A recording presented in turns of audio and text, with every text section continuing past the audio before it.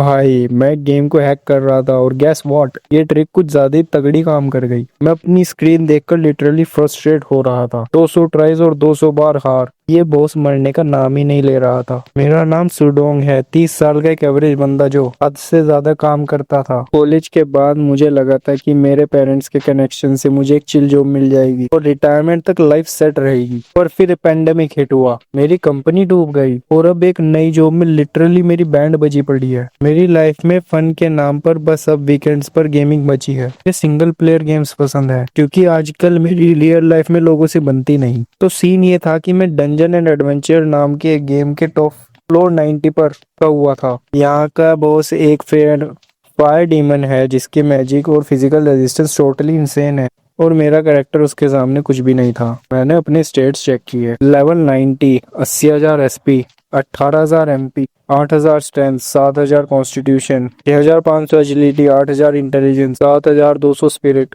बुरा नहीं है, मैं खुद से कहता हूँ। टेक्निकली ये टॉप टियर पावर थी पर उस डीमन बॉस के लिए काफी नहीं थी। तो मैंने फाइनली वो किया जो मैं काफी टाइम से सोच रहा था। मैंने एक स्केची सी वेबसाइट से एक सस्ता सा चीट प्रोग्राम डाउनलोड कर लिया। जब मैंने उसको ओपन किया तो लिटरली मुझे हंसी आ गई क्योंकि ये इतना सिंपल था। बस एक बटन हिट करो और सब किसी भी नंबर को चेंज कर लो। HP, MP, स्ट्रेंथ सब कुछ। मैंने हर एक स्टैट को सीधा 10 से मल्टीप्लाई कर दिया। हाँ भाई, अब आएगा ना मजा। अपने नए स्टैट्स देखकर मैं फुल चौड़ा हो रहा था। अब जब चीटिंग कर ही रहा हूँ तो रुकना क्यों। मैंने अपने क्रिस्टल कॉइन्स और आइटम्स को भी सीधा 102 से मल्टीप्लाई कर दिया। स्टोरेज चेक करते ही मेरी आंखें फटी की फटी रह गई। मिलियंस और बिलियंस कॉइन्स, हजारों रेयर पोशंस और उन रेयर मटेरियल्स के पार्ट जिनके मैं बस सपने देखता था। भाई मैंने ये ओपी ट्रिक पहले यूज क्यों नहीं की। अब और वेट नहीं करना था, मैं सीधा फ्लोर 90 की फाइट में घुस गया। एक के बाद एक मॉन्स्टर्स को मैं ऐसे उड़ा रहा था जैसे वो मिट्टी के बने हो। मेरी नई पावर सच में टेरिफाइंग थी। कुछ ही मिनट्स में मैं उस फायर डीमन बॉस के सामने खड़ा था। शुरू होते ही मैंने सबसे पहले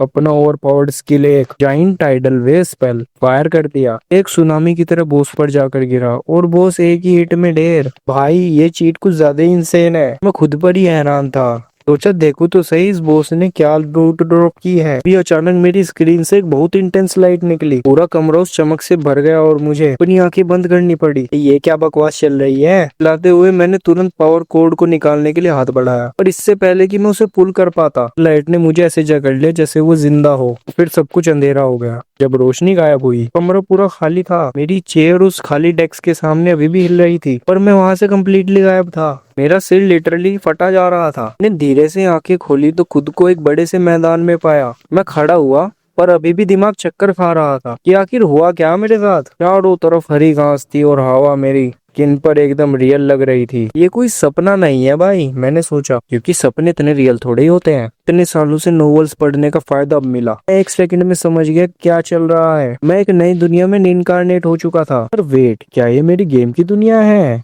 या कोई टोटली नई जगह। मेरे गेम में तो ऐसे ओपन फील्ड्स कभी थे ही नहीं। और अगर ये गेम नहीं है तो मेरे पास ये स्टेटस पैनल क्यों आ रहा है। मैंने अपना पैनल चेक किया। Name Sudong, class magic sportsman, power rank, पर इस बार कोई नंबर्स नहीं थे। पुराने स्टेट्स की जगह बस क्वेश्चन मार्क्स दिख रहे थे। ये सीन थोड़ा अजीब था। अगर मैं गेम के अंदर ही ट्रांसफर हुआ हूँ तो मेरा पैनल अलग क्यों लग रहा है। और अगर नहीं हुआ तो गेम की स्किल्स और स्टोरेज अभी तक मेरे पास क्यों है। कहीं ये सब उस चीट प्रोग्राम का नतीजा तो नहीं है। तभी अचानक मुझे फील हुआ जैसे मेरे आसपास की हवा ट्विस्ट और वार्प हो रही है। ये वियर्ड सी एनर्जी एक्चुअली मुझसे ही निकल रही थी। ऐसा लग रहा था जैसे मेरे अंदर की एपिक पावर लीक हो रही है जो इतनी स्ट्रॉन्ग थी कि लगभग 1 माइल के स्पेस तक को बैंड कर रही थी। मैंने नीचे देखा तो मेरे पास लगभग दर्जन भर खरगोश जैसे क्रीचर्स मरे पड़े थे। वो लिटरली मेरे इस ओपी प्रेशर के पास आने में ही ढेर हो गए थे।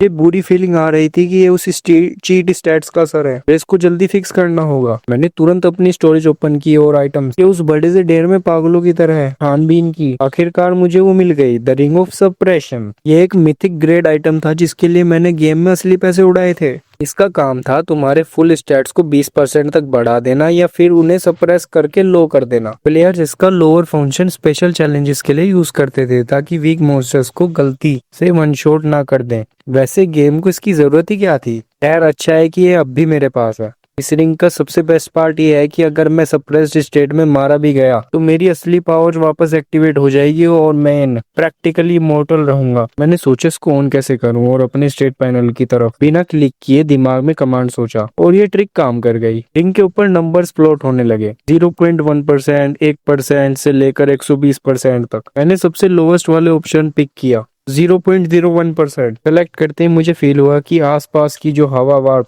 हो रही थी वो एकदम शांत हो गई। दुनिया का ट्विस्ट होना बंद हो गया। मैंने दोबारा अपना पैनल चेक किया। Name Sudong, class magic swordsman, power rank B, rank 10 star, power थी 12,000। तो पिछला सीन सच में मेरी स्टैट्स की वजह से ही हो रहा था। मैंने रियलाइज किया पर इस नई दुनिया में 12,000 पावर का क्या मतलब है। मेरे पास कंपेयर करने के लिए कुछ था ही नहीं। मैंने आसपास मरे हुए रैबिट्स को देखा और सोचा कि एक स्किल टेस्ट कर ली जाए। मैंने अपनी आई ऑफ गॉड यूज करनी चाहिए, वो मिथिक ग्रेड स्किल जो किसी भी चीज की असलियत बता सकती थी। पर एरर आ गया, स्किल फेल्ड, आप अभी भी बी रैंक पर सरप्राइज्ड है। कृपया बी रैंक या उससे नीचे की स्किल्स यूज करें। भाई क्या मजाक है, स्किल्स की रैंक लिमिट्स है यहाँ, जबकि गेम में तो जो चाहे बिंदास यूज कर पाता था। मैंने उसको इग्नोर मारा और उसकी जगह एक B rank skill appraisal use की। मैंने उस मरे हुए खरगोश की तरफ पॉइंट किया। रिजल्ट आया horned rabbit seized. Horn can be use for alchemy, meat is edible. बढ़िया, सिस्टम एकदम मस्त काम कर रहा था। फिर मैंने अपने दिमाग से उस रैबिट की बॉडी को अपने स्टोरेज में खींचने का ट्राई किया और वो मक्खन की तरह स्मूथली काम हो गया। मैंने अपना कॉइन बैलेंस भी चेक किया। 85 million radiant coin, 200 million platinum, 500 million gold, 3.3 billion silver और 20 मिलियन कॉपर कॉइन्स। ये बिल्कुल वही इंसेन नंबर्स थे। मेरा चीट यहाँ पूरी तरह कैरी ओवर हो रहा था। मेरे ओरिजिनल गेम में कॉइन सिर्फ पैसों की तरह नहीं बल्कि गियर और मैजिक के फ्यूल की तरह भी यूज होते थे। अब मुझे नहीं पता था कि यहाँ भी आइटम्स ऐसे ही काम करेंगे या नहीं, पर कम से कम मैं जीरो से स्टार्ट तो नहीं कर रहा था। मैंने अपनी स्किल लिस्ट को ओपन किया। मेरी पहले की 600 गेम स्किल्स के साथ मुझे एक नई टैलेंट स्किल दिखी जिसका नाम ट्रांसीडेंट डिस्क्रिप्शन में था, explore this world, slowly uncover the truth. पर जब फंक्शन चेक किया तो उसमें अभी भी कोई एक्टिव एबिलिटी नहीं थी। भाई टोटली यूजलेस। मैंने आगे चेक किया तभी मुझे एक बहुत ही एम्बेरसिंग रियलिटी हिट हुई, क्योंकि गर्मी का टाइम था और मैंने एसी का बिल नहीं भरना चाहता था। मैं बस एक फैन चलाकर सिर्फ अपने अंडरवियर में गेमिंग कर रहा था। और गेस व्हाट, मैं इस दुनिया में लिटरली सिर्फ एक रेड शॉर्ट्स में खड़ा था। बहुत बढ़िया, मैं फ्रस्ट्रेट होकर कहा। मैं आसमान से गिरा हुआ कोई नंगा हड़की लग रहा था। मेरी किस्मत अच्छी थी कि मेरे आसपास कोई नहीं था। मैंने जल्दी से अपनी स्टोरेज से एक एपिक फैंटेसी आउटफिट निकाला। ब्लैक कोट और व्हाइट शर्ट के साथ पैंट्स, बिल्कुल किसी ओल्ड यूरोपियन नोबल जैसी वाइब थी। इससे कोई स्टैट बूस्ट तो नहीं मिला, पर कम से कम अब मैं नंगा तो नहीं था। मैंने एक सिल्वर लॉन्ग स्वॉर्ड भी उठाई थी और कमर पर बांध ली। रेडी होने के बाद मैंने बिना डायरेक्शन के भागना शुरू कर दिया, किसी ऐसे बंदे को ढूंढने के लिए जो बता सके कि मैं कहाँ हूँ। और अपनी मूवमेंट स्पीड को देखकर मेरे तो होश उड़ गए। अपनी सप्रेस्ड 12,000 पावर से मैं लगभग 150 किलोमीटर पर आवर की स्पीड से भाग रहा था, एक फुल स्पीड कार की तरह। भागते हुए मुझे हर जगह अजीब जानवर दिख रहे थे, सींग वाले खरगोश, पंख वाले सांप, 6 पैर वाले लेपर्ड्स और हिलते हुए जेली के टब के जो पक्का स्लाइम्स थे। मैं रुका और एक पर अप्रेजल यूज किया। ग्रीन स्लाइम, रैंक जी, 3 स्टार, पावर 3, वीक मॉन्स्टर जो खतरा होने पर एसिड फेंकता है। भाई ये तो उम्मीद से भी ज्यादा वीक निकला। का मतलब मेरी 12,000 पावर इस दुनिया में सच में ओवर पावर्ड है। मैंने थोड़े और क्रिएचर्स चेक किए, सब के सब उतने ही वीक थे, जो देखकर मुझे एक सेटिस्फाइंग फीलिंग आ रही थी। लगभग 10 मिनट भागने के बाद आखिरकार मुझे एक डर्ट रोड मिली जो बस 2 कार जितनी चौड़ी थी। मैं वहां जॉग करके रुका, थोड़ा कंफ्यूज था कि अब कहां जाऊं। तभी मेरी नजर वेस्ट से धीरे धीरे मेरी तरफ आती हुई एक हॉर्स कैरेज पर पड़ी। जैसे ही वो कैरेज पास आई मैंने देखा वो बस एक सिंपल सी लड़की की गाड़ी थी जिसे 2 बड़े घोड़े खींच रहे थे। उसका ड्राइवर रफ कपड़े पहने हुए था और सिर पर कपड़ा बांधा हुआ था। मुझे उस फैंसी आउटफिट में देखकर शायद वो थोड़ा शॉक्ड था और उसने गाड़ी रोक दी। हेलो, क्या मैं आपकी कुछ मदद कर सकता हूँ? ड्राइवर ने पूछा। तभी मेरे दिमाग में सिस्टम की आवाज गूंजी। मेरी ट्रांसेंडेंट टैलेंट स्किल ने अपने पहले फंक्शन एक्टिवेट कर दिए थे, universal language of gods and demons. भाई वो ड्राइवर एक ऐसी भाषा बोल रहा था जो जिंदगी में मैंने कभी नहीं सुनी थी, पर मैजिकली मुझे उसकी एक एक बात समझ आ गई थी। तो ये है इस स्किल का रियल काम। शायद फॉरेन भाषा सुनते ही ये ऑटोमेटिकली एक्टिवेट हो जाता है। का मतलब इसमें और भी हिडन फंक्शंस हो सकते हैं। हेलो सर, मैं यहाँ खो गया हूँ, क्या आप बता सकते हैं नियरेस्ट सिटी कहाँ है? मैंने पोलाइटली पूछा। उसने बताया कि अगर मैं कैरिज से ईस्ट की तरफ जाऊं तो आधे घंटे में ग्रासलैंड टाउन आ जाएगा, पर वेस्ट की तरफ की सिटी बहुत दूर है, जिसके लिए 3 दिन का रास्ता तय करने का पड़ेगा। Starlight city. मैंने थोड़ा दिमाग लगाया। यहाँ के लोगों से बात करने में कोई प्रॉब्लम नहीं थी। ये बहुत बड़ा रिलीफ था, क्योंकि मैं यहाँ एक्सीडेंटली टपक गया था। तो बेस्ट मूव यही था कि कोई अच्छी जगह रुक कर पहले इस नई दुनिया के बारे में सीख लूं। मुझे अभी भी फिगर आउट करना था कि मैं यहाँ क्यों आया और वापस कैसे जाऊं। सच बताऊं तो शुरू में मैं थोड़ा एक्साइटेड भी था। नो मोर ब्रूटल ऑफिस शेड्यूल, नो मोर पॉइंटलेस काम। सोचा था शायद यहाँ कुछ ढंग का कर सकूं, एक्सप्लोर करूं, नई जगहें देखूं। पर तभी मुझे घर पर अपने पेरेंट्स की याद आई, जो अभी भी मेरा वेट कर रहे थे। उन्होंने पूरी जिंदगी मेरी देखभाल की थी, तो उनके लिए मुझे एक दिन वापस तो जाना ही पड़ेगा। मैंने डिसाइड किया कि अब जब यहाँ आ ही गया हूँ, क्यों ना थोड़ा एक्सप्लोर ही कर लिया जाए। इसे एक वर्किंग वेकेशन मान लेते हैं। नई दुनिया चेक करते करते घर जाने का रास्ता भी ढूंढ लूंगा। थैंक यू, मैं पहले ग्रासलैंड टाउन ही जाना पसंद करूंगा, मैंने स्माइल करते हुए कहा। तभी गैरेज के अंदर से एक मिडिल एज्ड आदमी की आवाज आई। इनको माइंड मत करो, हमारे साथ राइड करने में कोई दिक्कत नहीं, अंदर वाले उस मिडिल एज आदमी ने बोला। बहुत बहुत शुक्रिया, मैंने राहत की सांस लेते हुए कहा। भाई किस्मत अच्छी थी कि यहाँ आते ही इतना फ्रेंडली बंदा मिल गया। कम से कम मैं इस नई दुनिया के बारे में कुछ बेसिक सवाल तो पूछ ही सकता था। पर अंदर बैठने से पहले अपनी सेफ्टी के लिए मैंने चुपचाप उस ड्राइवर और घोड़े पर अप्रेजल यूज किया। ड्राइवर का नाम था Sheeran, Hunter class, 5 star power और उसका रैंक सी था। पर मजेदार बात यह थी कि घोड़े की डिटेल्स भी आ रही थी। Swift horse, 10 star power, low level बीस, जो इस पूरे कॉन्टिनेंट में कॉमनली पाया जाता था। मैंने सोचा मेरी 12,000 पावर के आगे इन दोनों में से कोई मेरा बाल भी बांका नहीं कर सकता था। ये सोचकर मैं आराम से गैरेज में चढ़ गया। अंदर देखा तो एक टकला, थोड़ा मोटा सा मिडिल एज्ड आदमी बैठा था। उसकी छोटी सी मूछ थी और उसने एक मोटा ब्राउन रोब पहना हुआ था, जो उसका निकला हुआ पेट ठीक से कवर कर नहीं पा रहा था। पक्का कोई मर्चेंट लग रहा था। मैंने तुरंत उस पर अप्रेजल चिल्लाया। नेम गुडुओ, क्लास मेज, पावर रैंक सी, 8 स्टार और पावर लेवल सीधा 2045। भाई साहब, ये तो अपने लुक से कहीं ज्यादा खतरनाक है, मैंने अपने मन में सोचा। बाहर वाले उस हंटर से तो काफी तगड़ा था। सच कहते हैं शक्ल पे पल जाओ। हेलो, मैं गुड्डू हूँ, मर्चेंट, उसने मुस्कुराते हुए कहा। यंग नोबल, क्या तुम किसी मुसीबत में फंस गए थे? क्योंकि इस रास्ते से लोग ज्यादा आते जाते नहीं हैं। हेलो मिस्टर गुडाऊ, मुझे सिर्फ सुडोंग बुलाइए, मैंने पोलाइटली कहा। अब मेरे दिमाग में तेजी से एक सॉलिड झूठ निकल न था। भाई मुझसे सच तो बता नहीं सकता था कि मैं एक गेम खेल रहा था, चीट कोड लगाया और यहाँ टपक गया। मैं साउथ के एक दूर शहर से हूँ। मेरी कुछ पावरफुल लोगों से दुश्मनी हो गई और मुझे वहां से भागना पड़ा। उनके असैसिन्स मेरे पीछे थे और इसी चक्कर में मैं इस ग्रासलैंड में रास्ता भटक गया। मैंने एकदम सीरियस चेहरा बनाकर फेंकना शुरू कर दिया। गुडाउ ने मेरी तरफ डाउट की तरह देखा। ओह, कितना बुरा हुआ। पर साउथ की नांचो सिटी से बचकर तुमने सच में मेसोपोटामिया प्लेन्स को क्रॉस कर लिया? लगता तो ऐसा ही। एक्चुअली मुझे कुछ ठीक से याद नहीं। रास्ते में एक मेज ने मुझ पर कोई कर्ज कर दिया था। मैंने और तगड़ी स्टोरी बनानी शुरू की। मेरा दिमाग सिर्फ दूर भागने पर था। मैं बोलते बोलते खुद को ही और लंबा फंसा रहा था। गुड्डू एक पुराना और चालू बिजनेसमैन था। मेरे उस बकवास कर्ज वाले एक्सक्यूज पर उसे घंटा यकीन नहीं हुआ कि ऐसे कर्ज के लिए जो यादें मिटा दे, कम से कम एक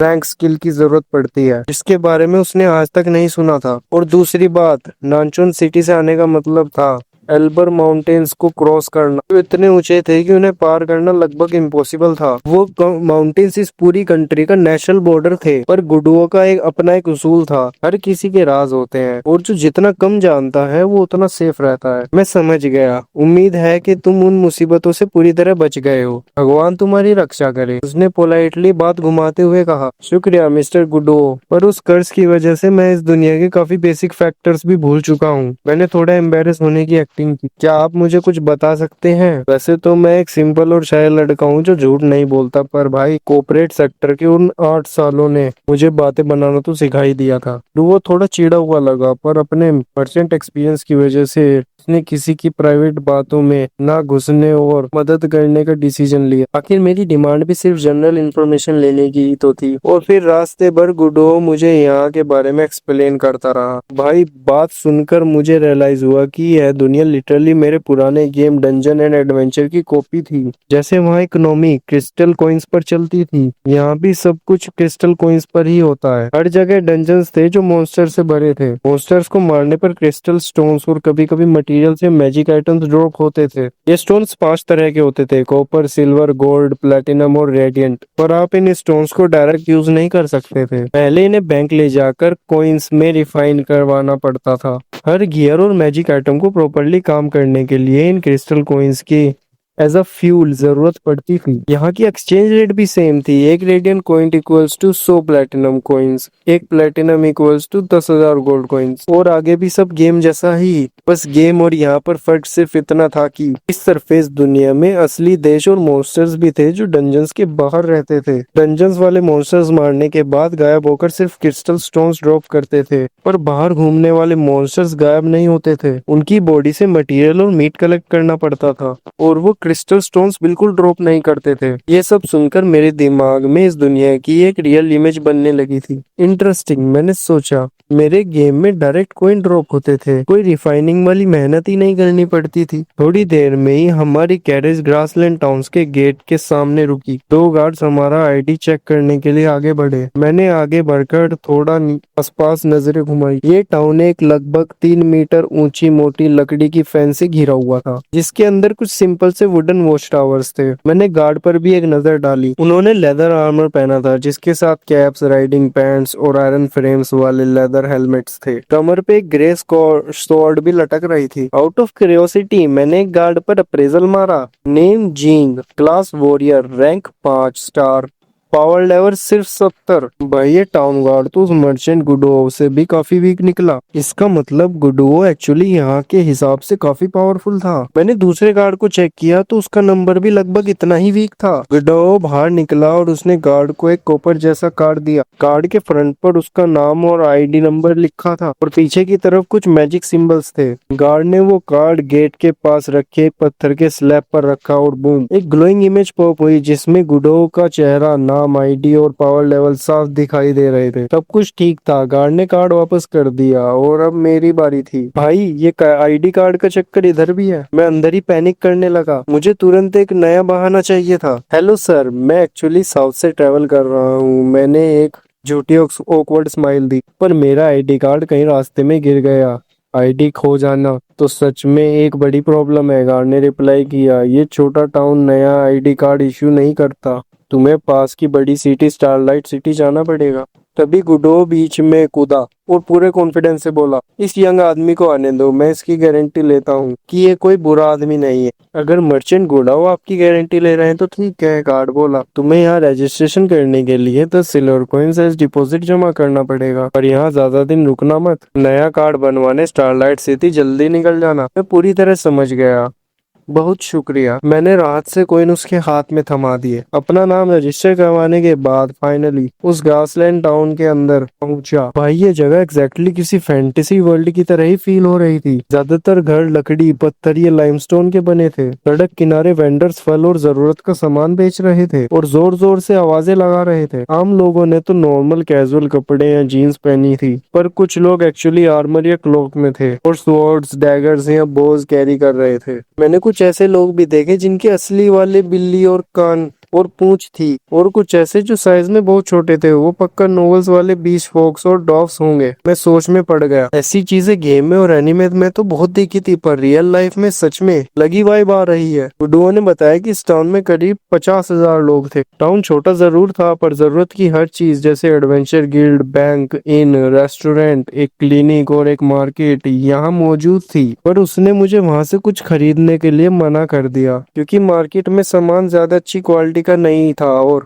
कभी कभी नकली भी निकलता था। मैं यहाँ मेनली रॉ मटेरियल्स खरीदने आता हूँ, खास तौर पर ग्रीन स्लाइम म्यूकस, जिससे पॉपुलर शैम्पू बनता है। उसने आगे कहा, चलो अपना रास्ता यहीं तक था। गुडाओ बोला, मेरा यहाँ पहले से एक घर है, पर तुम्हें एक अच्छी इन ढूंढनी पड़ेगी। उसने डायरेक्शंस बताई कि थोड़ा आगे जाकर लेफ्ट लेने पर ग्रासलैंड कैट नाम की एक अच्छी रेप्यूटेशन वाली इन है, जहाँ खाना भी मस्त मिलता है। उसने मुझे एक इंट्रोडक्शन लेटर पकड़ाया, ये रख लो, यहाँ मेरा नाम चलता है, तो इसे दिखाने के बाद कोई ज्यादा चेकिंग या परेशानी नहीं करेगा। और हाँ, सच में अपने कार्ड के लिए जल्दी स्टारलाइट सिटी निकल जाना। आज तो गार्ड मेरी जान पहचान का था, इसलिए मदद मिल गई, पर हमेशा लक साथ नहीं देगा। गुडाओ ने वार्निंग दी, मिस्टर गुडो, आपकी इस मदद के लिए बहुत बहुत शुक्रिया। मैंने सिंसियरली उस लेटर को पकड़ते हुए कहा, मुझे लगा इस दुनिया के लोग सच में काफी अच्छे हैं। अलविदा कहने के बाद मैं सीधा उसकी बताई हुई जगह ग्रासलैंड कैट इन पर पहुंच गया। ये बिल्डिंग ओक जैसी किसी लकड़ी की बनी हुई थी और उसके बाहर एक बड़ा सा बोर्ड लगा हुआ था जिसके नीचे कैट के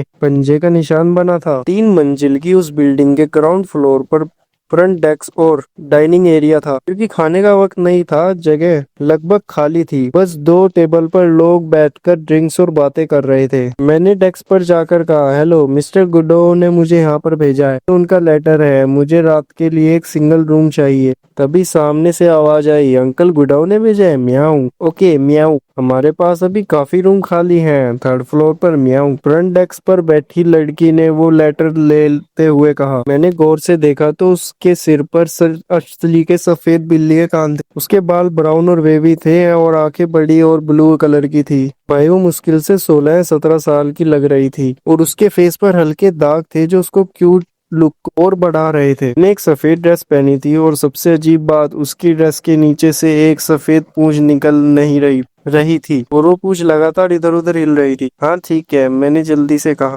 जबकि मेरा चेहरा पूरी तरह शर्म से लाल हो रहा था। भाई मैं 30 साल का आदमी हूँ। एक टीनेज लड़की को इस तरह से घूरना सही बात नहीं है। अपनी इस अजीब सी क्यूरियोसिटी को शांत करने के लिए मैंने चुपचाप उस पर भी अप्रेजल मार दिया। नेम लिंगलिंग, क्लास नन, रैंक जी, 3 स्टार, पावर सिर्फ 3। भाई इसकी पावर लिटरली एक खरगोश के बराबर थी। ओके म्याऊं, उसने कहा, एक स्टैंडर्ड लिविंग रूम एक सिल्वर कॉइन का आएगा। खाने की सर्विस के लिए 20 कॉपर कॉइन्स एक्स्ट्रा लगेंगे। म्याऊं। और हम डिनर भी सर्व करते हैं। आज का स्पेशल पोर्क चॉप मीट के साथ सिर्फ 50 कॉपर कॉइन्स के मिलेगा। म्याऊं ने आगे बताया। बढ़िया, मैंने रिप्लाई की, मैं रूम, डिनर और बात तीनों ले लूंगा। क्या बात सर्विस यहाँ काम करती है? मैंने उससे पूछा और 170 कॉपर कॉइन्स निकाल कर दे दिए। ये एक छोटा सा गांव है म्याऊं। यहाँ सिटी जैसे बड़े बाथ हाउस नहीं होते। हम आपको एक बड़ा लकड़ी का टब देंगे, उसमें पानी भरिए और एक छोटे हॉट स्टोन से गर्म कर लिए, फिर आराम से उसमें नहाइए। उसने कॉइन्स रखते हुए संभाल कर जवाब दिया। हम टॉवल, शैम्पू और बॉडी वॉश भी देते हैं। म्याऊं। बहुत बढ़िया, मैंने 2 सिल्वर कॉइन्स उसकी तरफ बढ़ाते हुए कहा। मैं पहले नहाना चाहूंगा प्लीज। सच कहूँ तो मुझे एक असली हॉट बात लेने की इतनी खुशी हो रही थी ना। इसे क्या, एनिमे वाले हीरोज को इतना लकी चांस कहाँ मिलता है? वो तो बस सरवाइव करने में लगे रहते हैं। लगता है दुनिया मेरी उम्मीद से ज्यादा डेवलप्ड है। कोई गंदगी नहीं, कोई टूटा फूटा नहीं, कुछ नहीं। ओके म्याऊं, उसने कहा, मैं आपको पहले ऊपर ले जाती हूँ और तब आपके पीछे पीछे आ जाएगा। और हाँ, आप मुझे लिंग लिंग बुला सकते हैं। म्याऊं। उसने मेरा हाथ पकड़ा और मुझे सीढ़ियों की तरफ ले जाने लगी। भाई उसकी छोटी सी नाक बीच बीच में मुझे सूंघ रही थी और उसका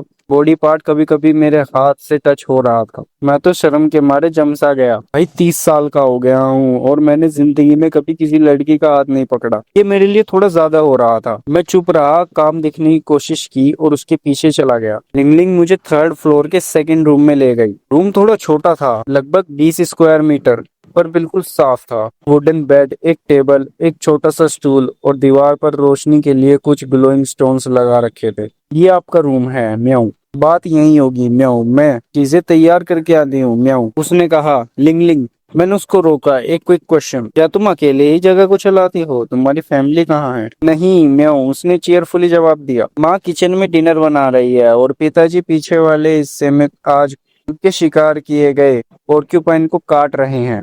मैं बस मेहमानों की मदद कर रही हूँ। ये कहकर वो बात की चीजें लाने नीचे चली गई। मैं बेड पर लेट गया और सीलिंग को देखते हुए सोचने लगा। मुझे यहाँ आए हुए एक दिन से भी कम हुआ था, पर ये सब अभी भी एक सपने जैसा लग रहा था। इंग्लिंग से मुझे बात करके ये समझ आ गया था कि यहाँ एक कॉपर कॉइन मेरी दुनिया के लगभग 1 युआन के बराबर है। गेट पर जमा किए गए 10 सिल्वर कॉइन्स बिल्कुल भी सस्ते नहीं थे। मेरी दुनिया में उतना पैसा किसी को एक हैवी रिश्वत देने के बराबर होता। मेरे पास जो कॉइन्स का पहाड़ पड़ा है, मुझे लगता है कि मैं बिना सोचे समझे यहाँ उड़ाना शुरू ना कर दूं, नहीं तो कहीं इस टाउन की पूरी इकोनॉमी क्रैश ना हो जाए। मैं थोड़ी ऐश तो करूंगा पर लो ही रहूंगा। ये जगह मेरे गेम जैसी बिल्कुल नहीं थी। डंजन्स के बाहर एक पूरी दुनिया है और लोग असली लगते हैं। लाइफ लाइफलेस एनसीपी जैसे नहीं, हर एक की अपनी पर्सनालिटी है। अगर मुझे पता लगाना है कि मैं यहाँ कैसे आया और मैं वापस कैसे जाऊँ, तो लगता है कि आगे जाकर मुझे एक रियल डंजन में घुसना पड़ेगा। कल सुबह सबसे पहले मेन एडवेंचर्स गिल्ड जाऊंगा, शायद कुछ क्लूज मिल जाएं। इतने पैसों से मैं यहाँ के एक राजा की तरह जी सकता हूँ। मुझे पता है कि मेरा पावर लेवल यहाँ किसी को भी हरा सकता है, पर मुझे शो ऑफ करने की कोई जरूरत नहीं है। मुझे बस एक शांत, कंफर्टेबल और रिच लाइफ चाहिए। मेरे इतने सोच विचार के बीच अचानक से दरवाजा खुला। लिंगलिंग अंदर आई। उसके हाथ में बड़ा सा वुडन टब था और दूसरे हाथ में डिस्पोजल टॉवल और शैम्पू और बॉडी वॉश बैग। उसने टब नीचे रखा, फिर बिखरी बकरी की खाल का बना एक छोटा वाटर पाउच निकाला जिस पर अजीब कार्विंग्स थी। जैसे ही उसने पाउच खोला, पानी बहने लगा। इतना ज्यादा पानी कि उस छोटे पाउच से आना तो इम्पॉसिबल ही था। उसने टब को लगभग 70% तक भर दिया। फिर उसने एक पाम साइज का स्टोन निकाला जिसमें एक छोटा सा स्लॉट था। उसने उस स्लॉट में कॉपर कॉइन डाला और उसके ऊपर एक क्लियर शील्ड जैसा बन गया। उसने वो स्टोन टब में फेंक दिया। धीरे धीरे स्टीम उठने लगी क्योंकि पानी गर्म हो रहा था। भाई मैं तो ये देखकर बिल्कुल हैरान था। एक हाफ लीटर का पाउच टब भर पानी होल्ड कर रहा था और एक स्टोन सिर्फ एक कॉइन हिलाते पानी गर्म कर रहा था। क्या ये चीजें सच में इतनी मैजिकल हैं? मैंने कभी ऐसी चीज नहीं देखी थी। मैंने थोड़ा शर्म के साथ एडमिट किया। याऊ, आपने सीरीज में कभी नहीं देखी? लिंगलिंग पहले कंफ्यूज हुई, फिर आराम से समझाने लगी। ये तो बस एवरीडे आइटम्स हैं। ये पाउच फोर गॉड के लेदर से बना हुआ है। लेदर आल्केमी के लिए बहुत अच्छी होती है। मैजिक पैटर्न्स बनाए जाते हैं ताकि ये स्पेस से ज्यादा होल्ड कर सके, पर इसमें जिंदा चीजें नहीं रख सकते। और ये दूसरी चीज हीटिंग स्टोन है। ये स्टोन हीट और स्टेरोस्टोन से बना है। स्टेरोस्टोन कोइन को हीट एनर्जी में बदलता है और हीट स्टोन उस हीट को पानी में बेचता है। मैं तो ये सब सुनकर अमेज्ड था। मेरे गेम की दुनिया में ऐसी बहुत सी चीजें हैं जो रियल गेम में नहीं है। मैंने सोचा आगे चलकर अपने सफर के दौरान कुछ मैजिक आइटम्स खरीद लूंगा और इनको ठीक से स्टडी करूंगा। ये सब सोचते सोचते पानी पूरी तरह तैयार हो गया था। लिंगलिंग ने अपने पीठ से एक लंबा टोंग्स निकाला और पानी से हीटिंग स्टोन बाहर निकाल लिया। बात तैयार है। मैं फिर से हैरान। मुझे पता ही नहीं चला कि उसने इतना लंबा टोंग्स अपनी पीठ पर बांध रखा था। थैंक्स, मैंने एक अजीब सी स्माइल के साथ कहा, इशारा करते हुए कि अब वो जा सकती है। स्ट्रेंज गेस्ट, आप सच में बहुत पावरफुल हो। म्याऊ। लिंगलिंग अचानक मेरे पास आई। उसकी आंखें बंद थी और उसने ध्यान से मुझे सूंघा कि मूंछ लगातार हिल रही थी। क्या मुझसे कोई अजीब बदबू आ रही है? मैंने शर्म से पूछा जैसे ही उसने लीन किया। नहीं, ऐसी स्मेल नहीं, बस आप थोड़ा अजीब हो। उसने बस थोड़ा हंसकर कहा। मुझे थोड़ी अजीब सी फीलिंग आ रही थी। मैं एकदम से अपने हाथ उठाए और अपनी आर्मपिट सूंघने लगा। नहीं, कुछ अजीब नहीं लगा, कोई ऐसी स्मेल नहीं थी। ओह वेल, उसने आगे बोला, मैं आपको बताऊंगी क्योंकि अंकल गुआओ ने आपको भेजा है। मेरे पास एक टैलेंट स्किल है जिसे फिन्स नोज कहते हैं। ये मुझे लोगों में स्पेशल सेंट सूंघने देती है और इससे मैं उनकी पावर लेवल और पर्सनैलिटी को डिटेक्ट कर सकती हूँ। उसकी छाती फकर से थोड़ी फूल चुकी थी। टेस्ट, आपकी पावर बी रैंक 10 स्टार है म्याऊ, और आपकी personality humble mixed with a gentle scent है। उसने बताया मानो मुझे पढ़ रही हो। मैं सच में इम्प्रेस्ड था। उसकी ऑब्जर्वेशन बिल्कुल पॉइंट पर थी। एग्जैक्टली, मेरे पास भी एक टैलेंट स्किल है, पर मुझे इस दुनिया के बारे में बहुत कम पता है। मैंने सोचा लाओ उससे थोड़ी और इन्फॉर्मेशन निकालता हूँ। तुम तो बड़ी आसानी से एक अजनबी को अपने टैलेंट स्किल्स बता रही हो। तुम्हें डर नहीं लगता कि मैं कहीं कोई खतरनाक या धोखेबाज इंसान न निकल लूं? मैं थोड़ा स्लाइट टोन यूज करके उससे और इन्फॉर्मेशन निकालने का प्लान बना रहा था। नहीं डर लगता। आपकी साइड में कोई भी बुरी इंसान की फीलिंग नहीं आती, उसने कॉन्फिडेंटली जवाब दिया। और वैसे भी अंकल गुडो ने शायद आपको पहले ही अपनी talent skill eyes of good and evil से चेक कर लिया होगा। वो किसी का भी मोरली स्कोर पढ़ सकते हैं, मोरालिटी। तो इस कैट को बेवकूफ बनाने की कोई जरूरत नहीं है। अगर मुझे जरा सा भी लगता कि आप बुरे हो तो मैं आपको कभी यहाँ नहीं लाती और ये सब नहीं बताती। लिंगलिंग बहुत सीरियसली बोली। उस पर मेरे उस फर्जी खतरे का कोई असर नहीं हुआ। मैं तो बस तुम्हारे बारे में क्यूरियस हूँ म्याऊ। आप आज तक के मेरे सबसे स्ट्रॉन्ग गेस्ट हैं। ये सफेद पूंछ वहीं पर आगे पीछे झूल रही थी, जिसे मैं बस कंटिन्यूअसली देखे ही जा रहा था। ठीक है, फिर मैं अपनी घबराहट छुपाने के लिए थोड़ा सा खांसा। तो चलो डायरेक्टली पूछता हूँ, क्या तुम मुझे टैलेंट स्किल्स के बारे में कुछ और बता सकती हो? मैंने उससे पूछा और उसके लिए उसको पेमेंट के लिए 5 सिल्वर कॉइन्स दे दिए। ओके, कुछ ही लोग टैलेंट स्किल्स के साथ पैदा होते हैं। The church of holy light इशू हेवन से मिला गिफ्ट कहती है। कई तरह के होते हैं, हर किसी का अलग, कुछ कॉम्बैक्ट टाइप, कुछ सपोर्ट टाइप और कुछ लाइफस्टाइल टाइप के होते हैं। कॉम्बैक्ट टाइप से आपको किसी वेपन में अच्छी बूस्ट मिल जाती है, सपोर्ट वाले हीटिंग इफेक्ट बढ़ा देते हैं और लाइफस्टाइल वाले क्रॉप्स उगाने में बहुत मुनाफा करते हैं। ये आंखें एकदम चमक गई जब उसने उन 5 कॉइन्स की तरफ देखा था। ये उसके एक महीने के पूरे खर्चे के बराबर था, इसलिए उसने मुझे सब कुछ बहुत केयरफुली समझाया।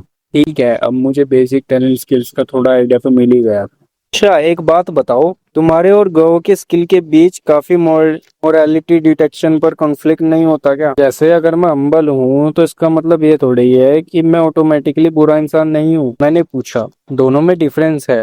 लिंगलिंग ने उसको उसके 5 कॉइन्स पर आंखें जमा कर रखी थी और जवाब दिया। जिसकी नेस्टी पर्सनालिटी होती है वो शायद छोटी छोटी बातों पर झगड़ालू हो जाता है, लेकिन जरूरी नहीं है कि वो एविल हो। और जो बहुत ज्यादा जेंटल होते हैं उसे पोस्ट वे से भी बुरे काम करवाए जा सकते हैं। अंकल गुआओ की आंखें सिर्फ गुड और बैड डीड्स देखती हैं, ना कि लोगों की पर्सनालिटी। और मेरा इसका ठीक उल्टा है। गॉट इट, मैंने कहा। बस एक आखिरी सवाल, तुम्हारी उम्र क्या होगी? 16-17? मुझे यंग मिस्टर बुलाना कुछ ज्यादा नहीं लगता। मैं तो ऑलमोस्ट तुम्हारी उम्र से डबल हूँ। तुम्हें मुझे अंकल बुलाना चाहिए। मैंने उससे पूछा। गेस्ट, आप तो बस मुझे 4 या 5 साल बड़े लगते हैं। म्याऊं। क्या ट्रेनिंग ने आपके दिमाग पर असर कर दिया है? म्याऊं। उसने अपनी पॉकेट से एक मिरर निकाला और मेरे चेहरे के सामने रख दिया। मैंने जब अपनी रिफ्लेक्शन देखी तो सच में शॉक्ड था। मैं बिल्कुल एक 20 साल के लड़के जैसा दिख रहा था। मेरे फीचर्स और शार्प थे और लाइंस और क्लीन थी। मेरी बॉडी पहले से ज्यादा लीन और टोन्ड लग रही थी,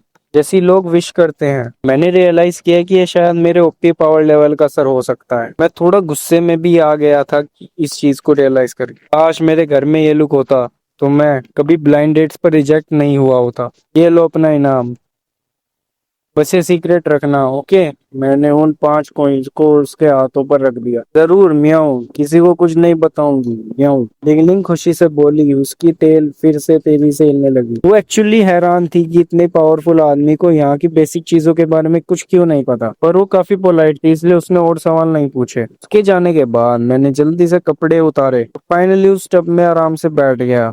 बात के बाद मैं सीधा नीचे गया। वहां भी डिनर टाइम हो रहा था और हॉल ऑलमोस्ट भरा हुआ था और वो अभी खाना शुरू कर चुके थे।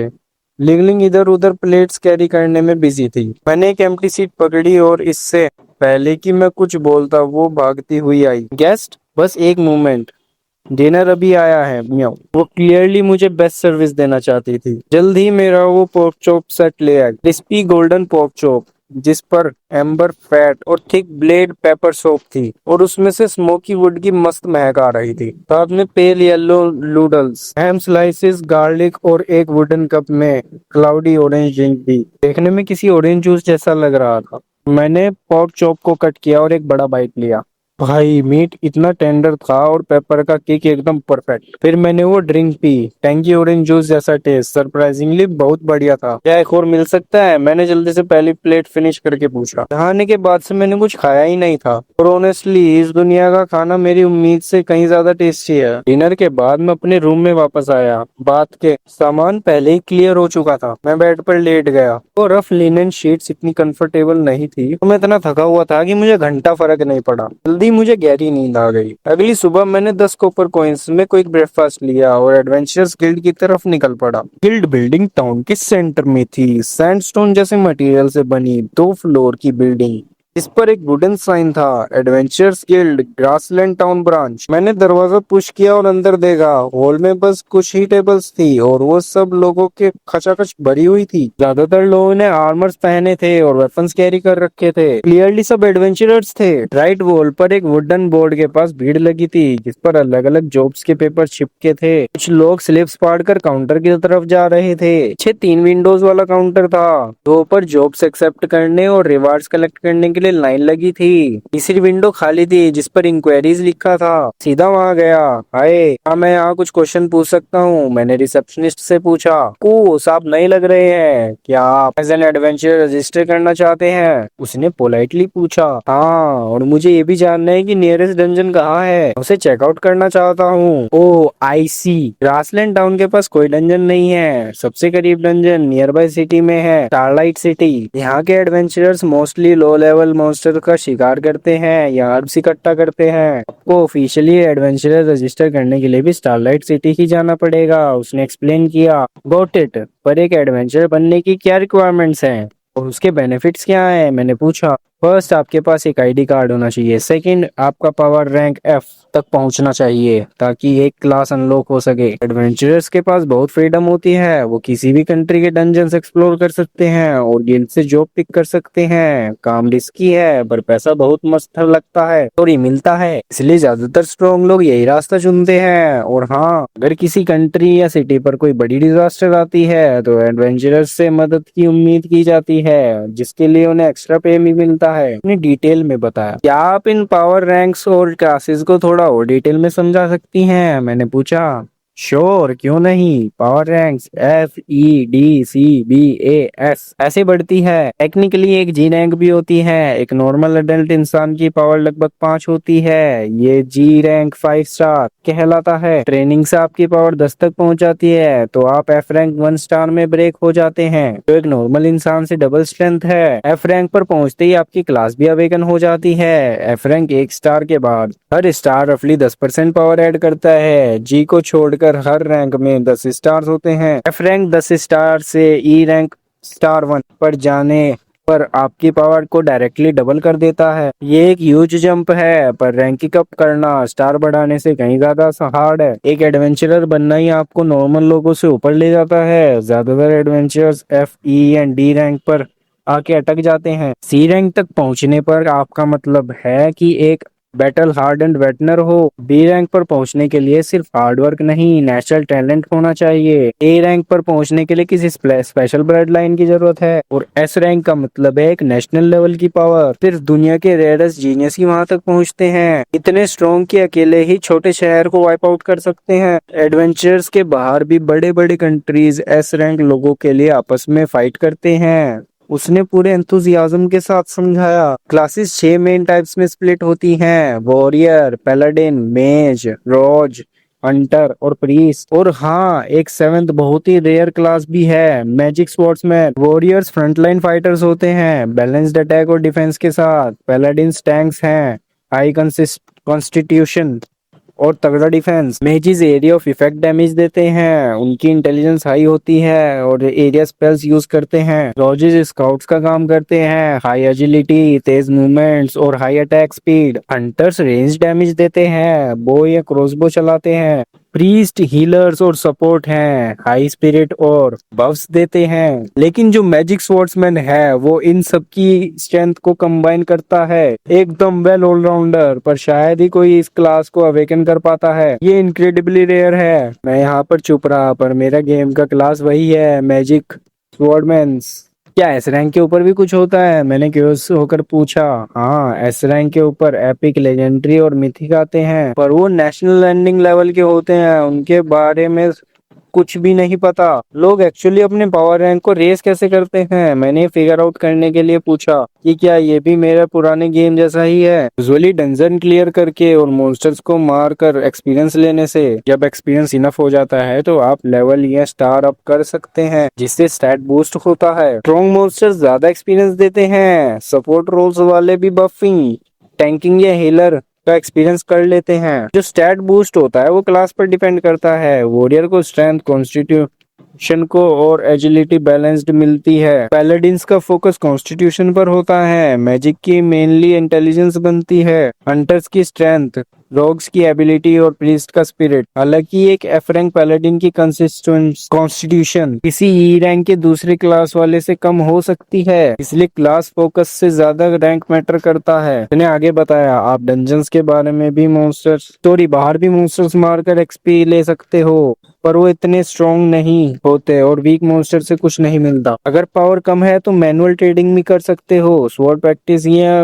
Weighted running. बस ये मॉन्स्टर्स या लड़ने के मुकाबले बहुत स्लो प्रोसेस है। का पावर रैंक इस बात पर ही असल में डिपेंड करता है कि आपकी कौन सी स्किल्स, गियर्स और आइटम्स यूज कर रहे हो। मैचिंग गियर के लिए मैचिंग रैंक चाहिए होती है, और जहाँ तक नए स्किल सीखने की बात है, टैलेंट स्किल को छोड़कर आपको नए स्किल सिर्फ रैंक अप होने पर मिलते हैं। एफ से ई रैंक पर जाने पर आमतौर पर एक ई रैंक स्किल अनलॉक हो जाती है। यहाँ तक कि एक रेगुलर बंदा भी एफ रैंक हिट करके ही एक स्किल को ऑटोमेटिकली सीख लेता है, और कभी कभी स्किल सालों के कॉम्बैट एक्सपीरियंस से भी आती है। उसने पेशेंटली बात खत्म की। ये सब सुनकर मैं अपने दिमाग में इस इंफॉर्मेशन को इकट्ठा करने लगा। यहाँ की कॉम्बैक्ट स्ट्रेंथ बेसिकली एक सिंगल पावर नंबर से पता चलती है कि अंदर स्ट्रेंथ, कॉन्स्टिट्यूशन, इंटेलिजेंसी, एजिलिटी और स्पिरिट छुपे होते हैं, पर गेम की तरह यहाँ कोई डिटेल्ड स्टैट शीट नहीं दिखती थी। और मेरे गेम में मॉन्स्टर्स से स्किल बुक मिलती थी, पर इस दुनिया में ऐसी कोई बुक नहीं है। यहाँ सिर्फ रैंक अप या एक्सपीरियंस से स्किल आती है। वैसे उस गेम में उन स्किल बुक्स का ड्रॉप रेट भी 0 के बराबर ही था। एक साल खेलने के बाद भी मुझे सिर्फ 3 लो लेवल बुक्स मिली थी। बाकी सब स्किल्स के लिए मुझे रियल पैसे खर्च करने पड़े थे। मुझे याद आया कि कैसे मैंने अपने कैरेक्टर की बेस्ट स्किल्स खरीदने के लिए 3 महीने तक के अपने पैसे बचाए थे। क्या आपको कुछ और पूछना है? रिसेप्शनिस्ट की आवाज से मेरा ध्यान टूटा। उसने नोटिस कर लिया था कि मैं कहीं और ही जोन में आउट हो गया चुका था। अरे नहीं नहीं, थैंक यू, मैंने जल्दी जल्दी कहा। कोई बात नहीं, कुछ और जरूरत हो तो आ जाना, उसने स्माइल करके कहा। मैं गिल्ड से निकलकर ग्रासलैंड डाउन की बिजी सड़कों पर चला गया। पिछले 2 दिनों में मैंने जो कुछ भी सीखा था, दिमाग में सब रिपीट कर रहा था। आईडी कार्ड बनवाना एज एन एडवेंचर, रजिस्टर करना, एक डंजन ढूंढना, यह सब टास्क पूरा करने के लिए सिर्फ एक ही जगह इशारा कर रहे थे, time to head to starlight city. मैं मन में ही सोचने लगा। मैं वापस इनकी तरफ गया, सोचा लिंगलिंग को बाय बोलूं और निकल पड़ूं। वो फ्रंट डेस्क पर आराम से लेटी थी, उसकी टेल खुशी से हिल रही थी। क्लियरली वो किसी चीज को लेकर बहुत एक्साइटेड लग रही थी। डेस्क के पीछे एक मिडिल एज कैट वुमेन, लगभग 35 की उम्र की, चीजें साफ कर रही थी। उसने ब्राउन बाल ऊपर बांध रखे थे, जिसमें से सफेद कैट ईयर्स निकल रहे थे। थोड़ी हेल्थी सी थी, चेहरे पर उम्र के निशान थे, पर ये साफ दिख रहा था कि अपने टाइम पर वो एकदम ब्यूटी क्वीन रही होंगी। ये पक्का लिंगलिंग की माँ थी। लिंगलिंग, अगर ये आलसी की तरह पड़े रहना है तो ये कम से कम मेरे रास्ते में तो मत आओ, उसकी मॉम ने डांटते हुए कहा। मॉम, मैं तो बस इसलिए एक्साइटेड हूँ कि कल से मेरी नई लाइफ शुरू हो रही है। म्याऊं। लिंगलिंग उठकर बैठी और प्लेफुली अपनी निकालते हुए बोली, तुझे पता है ना कि तुझे कल जाना है, जाकर अपनी पैकिंग कर ले, उसकी मॉम ने कहा, पर उनकी आंखों में एक साफ उदासी थी। बेटी कल घर से जा रही थी। इतनी डांट के बावजूद साफ दिख रहा था कि वो उसे बहुत मिस करेंगी। व्हाट इट म्याऊं।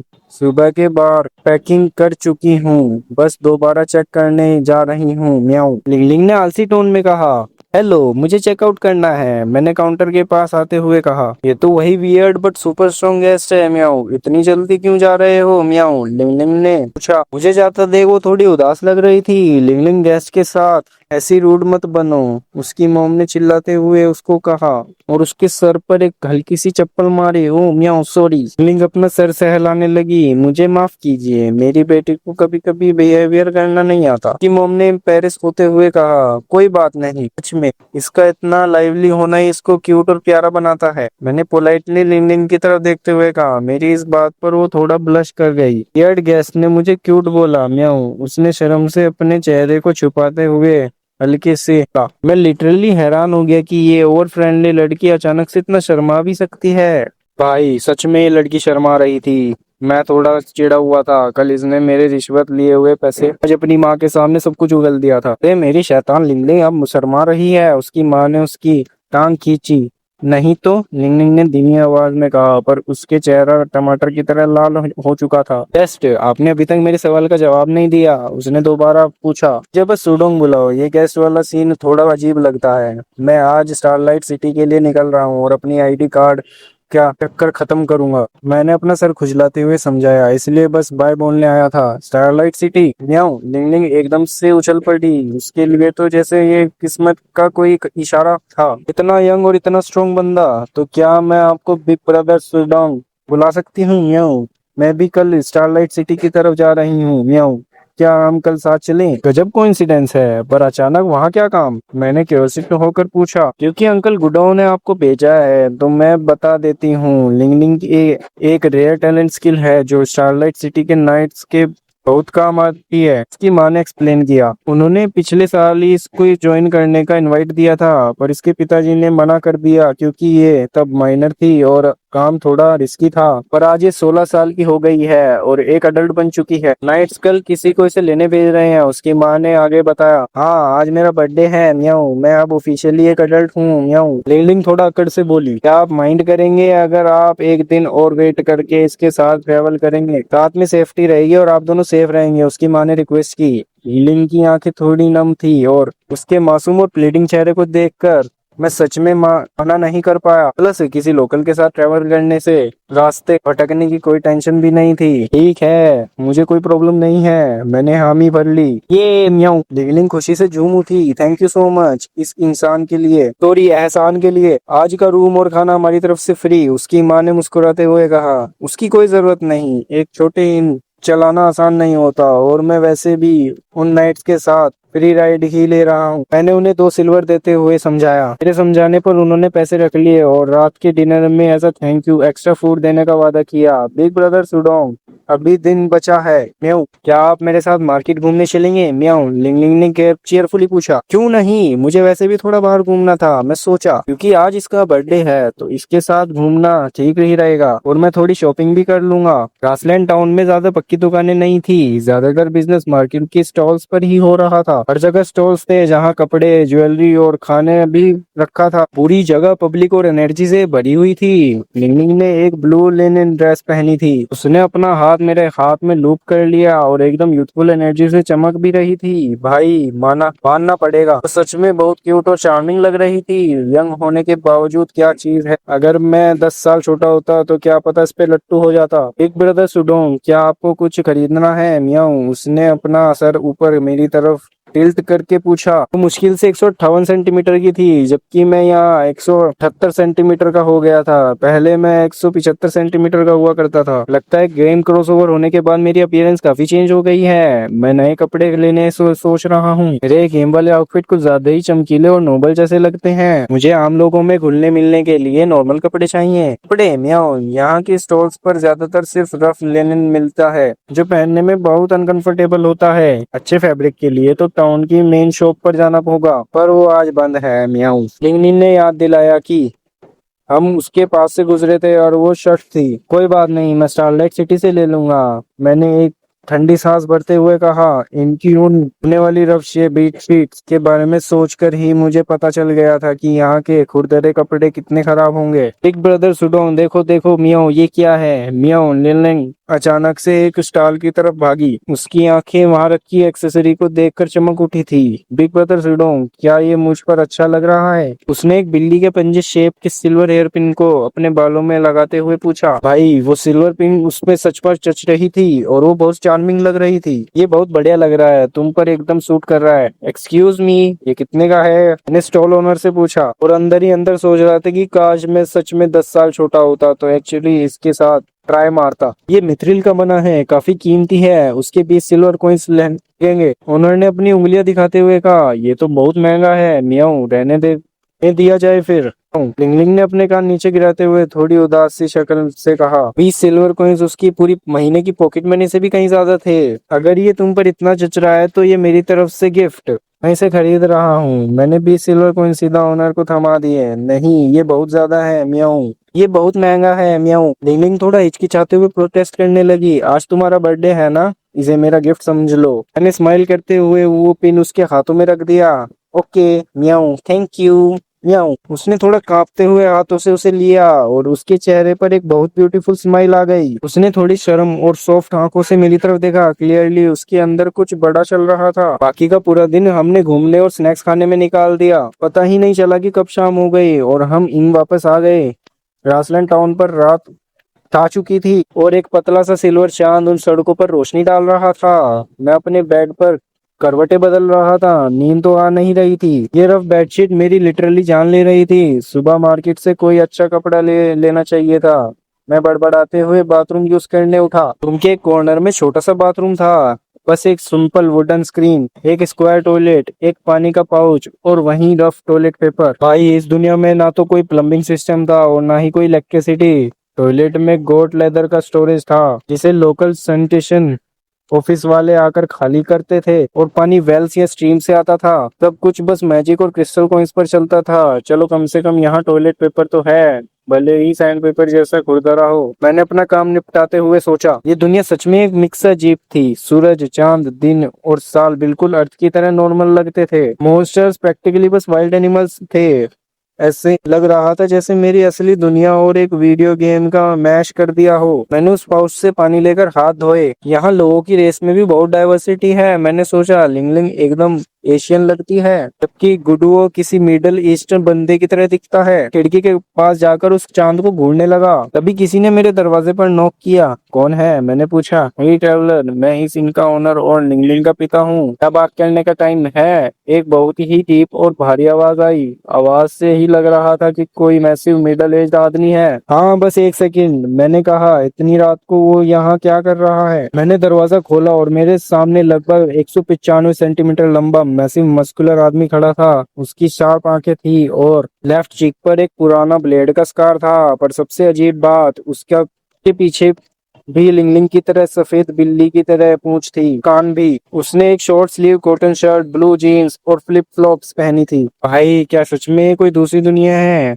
उसका ये कैजुअल लुक देखकर मुझे सच में हंसी आ गई। नीचे चलकर एक ड्रिंक लोगे मेरे साथ? उसने पूछा। बिल्कुल, मैंने उस जाइंट आदमी को ऊपर देखते हुए कहा। उसका साइज ही अकेले डरावने वाले लग रहा था। पर मैंने सोचा कि वैसे भी मुझे नींद तो आ नहीं रही थी, तो एक ड्रिंक लेने में क्या बुराई है।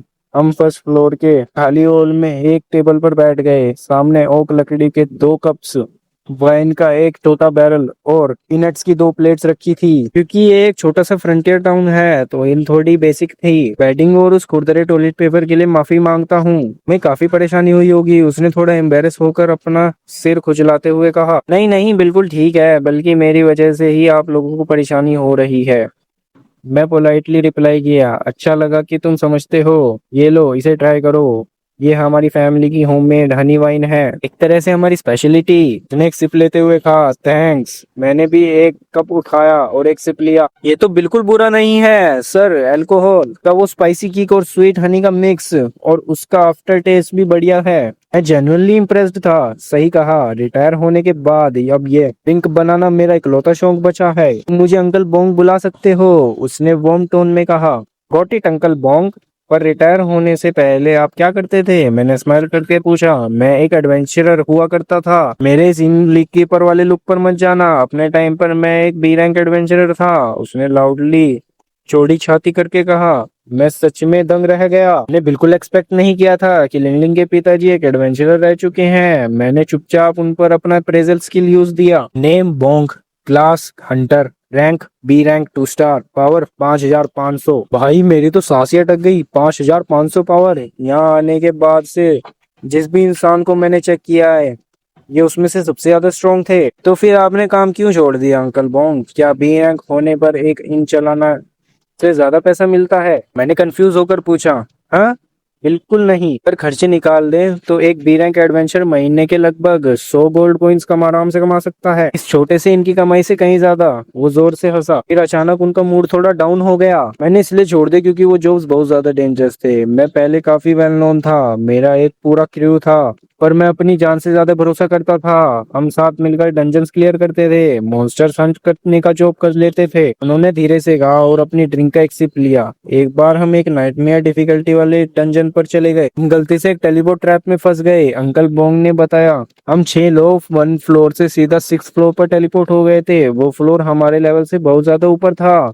वहां सारे ए रैंक मॉन्स्टर्स थे। 4 मॉन्स्टर्स ने हमें चारों तरफ से घेर लिया। शेर जैसी बॉडी और पूंछ की जगह सांप का सर। हम उनके डिफेंस को ब्रेक तक नहीं कर पा रहे थे। वो फाइट एक स्लॉटर प्ले आम में बदल गई थी। मैंने अपने दोस्तों को एक एक करके अपने सामने मरते हुए देखा था और मैं बिल्कुल बेबस था। उनका चेहरा ये सब याद कर कर पूरी तरह थक चुका था।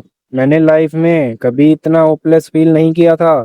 जब सिर्फ मैं बचा था तो मैं बेसिकली उम्मीद छोड़ चुका था। मैं मरने के लिए रेडी था। तभी मुझे मेरी बीवी की याद आई। वो हमारे बच्चे के साथ प्रेग्नेंट थी। मैं वहां नहीं मर सकता था, उन्हें मेरी जरूरत थी। बस उस एक ख्याल ने मुझे ऐसी स्ट्रेंथ दी जो मैंने पहले कभी महसूस नहीं की थी। मैंने अपनी सारी स्पीड स्किल्स एक्टिवेट की और बस भागा और किसी तरह वहां से बचकर निकल गया। उनकी आवाज भारी हो गई थी और चेहरे पर वापस थोड़ा कलर आ रहा था। मैं मुश्किल से टेलीपोर्ट पॉइंट तक पहुंचा और बाहर निकल पाया। दो और टीममेट्स भी वापस आ गए थे और मेरी वेट कर रहे थे, पर बाकी पांच वो कभी वापस नहीं आए।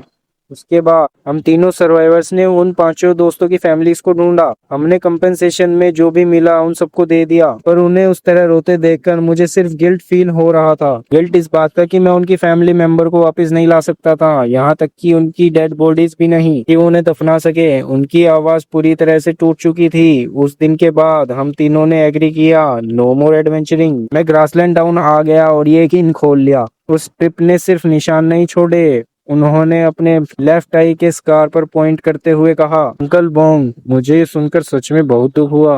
मैं उम्मीद करता हूँ कि आपकी आगे की लाइफ एकदम पर पीसफुल होगी। उनकी इस हैवी स्टोरी को सुनकर मैं सच में थोड़ा हिल गया था। हाँ थैंक्स, पर ये सब 16 साल पुरानी बात है। मैं और वो दो सर्वाइवर्स हम ठीक हैं। एक्चुअली तुम उनमें से एक सर्वाइवर से आज भी मिल चुके हो। गुडो, उन्होंने बताया। वेट, गुडो? ये दुनिया तो सच में बहुत छोटी है। मैं सच में हैरान था कि ये लोग आपस में कितने कनेक्टेड हैं। खासकर लिंगलिंग के होने के बाद मुझे उसकी सेफ्टी और खुशी को लेकर एक ह्यूज रिस्पॉन्सिबिलिटी फील होती थी। पर वो लड़की कुछ ज्यादा ही आराम से बड़ी बड़ी है, हमेशा केयर फ्री रहने और एडवेंचर के सपने देखने। अब जब नाइट्स उसे उसकी टैलेंट के लिए चाहते हैं तो उसको रोकने का कोई रीजन नहीं था। वो बड़ी हो गई है, उसको अपने डिसीजन लेने का हक है। मैं सेल्फिश होकर उसे कैद नहीं रख सकता था, इसलिए मैं उसे जाने दे रहा हूँ। कम से कम नाइटहुड एक एडवेंचरर बनकर सॉरी बनने से तो ज्यादा सेफ है। उन्होंने एक थकी हुई स्माइल के साथ अपना सिर हिलाया। ये तो एकदम क्लासिक वरीड डैड जैसे बात कर रहे हैं। बाहर जाना और ग्रो करना कोई बुरी बात नहीं है। एक्चुअली लाइफ को एक्सपीरियंस करने के लिए ये जरूरी भी है।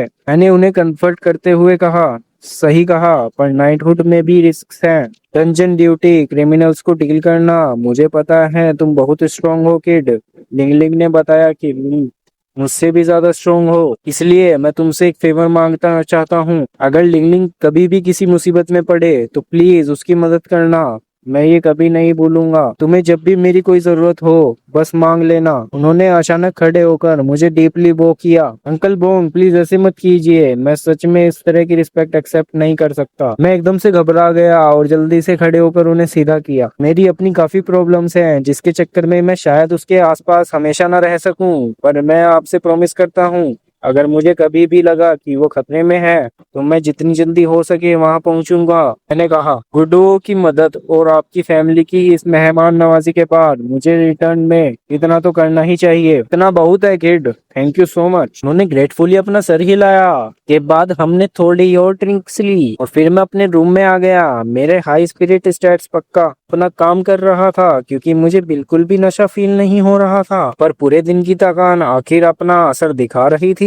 मैं बेड पर गिरते ही तुरंत सो गया। ग्रासलैंड टाउन पर बाकी बीच सुबह की रोशनी पड़ रही थी। सड़कों पर हलचल शुरू हो चुकी थी और मार्केट जिंदा हो चुका था। इनके बाद सिल्वर आर्मर पहने 5 नाइट्स आ चुके थे। उन सब के आर्मर पर एक आधे चांद और 4 पॉइंटेड स्टार का एम्बलम बना हुआ था। स्टारलाइट सिटी नाइट का सिंबल। उनके लीडर ने दरवाजा पर नॉक किया। हेलो, मैं बुशी हूँ, 6 नाइट स्क्वाड का कैप्टन। मैं यहाँ कैडेट लिंगलिंग को स्टारलाइट सिटी एक्सकोर्ट करने के लिए आया हूँ। मैं और लिंगलिंग अपना ब्रेकफास्ट खत्म करके हॉल में ही उनका वेट कर रहे थे। बोंग अंकल आगे बढ़े और दरवाजा खोला। वहाँ सिल्वर आर्मर में एक औरत खड़ी थी। उम्र करीब 20 साल, हाइट लगभग 170 सेंटीमीटर, शार्प फीचर्स और डीप ब्लू आईज। पर जो चीज सबसे ज्यादा हाईलाइट हो रही थी वो उसकी प्योर व्हाइट पोनीटेल और मैचिंग व्हाइट आईब्रोज और पलके बिल्कुल ताजी बर्फ की तरह है। लॉन्ग टाइम नो सी कैप्टन बुशी। माफी चाहता हूँ कि आपकी टीम को मेरी लिंगलिंग के लिए इतनी दूर ट्रेवल करना पड़ा। अंकल बो ने लाइटली बो करते हुए कहा, आपको अपोलोजाइज करने की कोई जरूरत नहीं है सीनियर बोंग, हमने ही जिद की थी। नाइट्स को सच में लिंगलिंग के टैलेंट की जरूरत है। हम शुक्रगुजार हैं कि आपको ज्वाइन करने की परमिशन दे रहे हो। आप फिक्र मत कीजिए, हम उसकी पूरी सेफ्टी का ध्यान रखेंगे, उसे एक ग्रेट इंसान बनने में मदद करेंगे। बुशी ने रिस्पेक्टफुली बो करते हुए रिप्लाई किया, तो फिर मैं अपनी बेटी को आपकी केयर में छोड़ता हूँ। कैप्टन बॉन्ग ने एक स्माइल के साथ कहा। लिंगलिंग अपने डैड के पीछे से निकली और बुशी के को हेलो किया। सिस्टर बुशी, लॉन्ग टाइम नो सी। म्याऊं, आप पिछले साल से भी ज्यादा खूबसूरत लग रही हो। म्याऊं, सच में काफी टाइम हो गया, तुम लंबी हो गई हो। लिंगलिंग, और थोड़ी ज्यादा मैच्योर भी, बुशी ने लाइटली स्माइल करते हुए कहा। ऑफ कोर्स, लिंगलिंग ने प्राउड के साथ अपनी बात कहा। फिर वो आगे झुकी और बुशी को स्निफ करने लगी। सिस्टर बुशी, आप भी और स्ट्रोंग हो गई हो। ठीक है लिंगलिंग, थोड़े मैनर्स रखो। अंकल बुश पोंग ने उसे जेंटली डांटा। फिर उन्होंने मेरी तरफ इशारा किया। कैप्टन, मैं आपसे मेरे दोस्त सुडोंग को इंट्रोड्यूस करवाता हूँ। का आईडी कार्ड किसी वजह से खो गया है और ये नया कार्ड बनवाने स्टारलाइट सिटी ही जा रहा है। डायरेक्शन वही सेम है, तो क्या आप लोग माइंड करेंगे अगर ये भी आपके साथ जाए? बुशी ने मुझे ऊपर से नीचे तक देखा। मेरा चेहरा एवरेज था, पर कपड़े ओल्ड फैशन और कुछ ज्यादा ही फैंसी थे, और कमर पर बंदी स्वॉर्ड बहुत एक्सपेंसिव लग रही थी। उसने डेफिनेटली मुझे किसी अमीर नोबल किड की तरह पढ़ लिया था, क्योंकि एक सीनियर पहले ही रिक्वेस्ट कर चुके थे।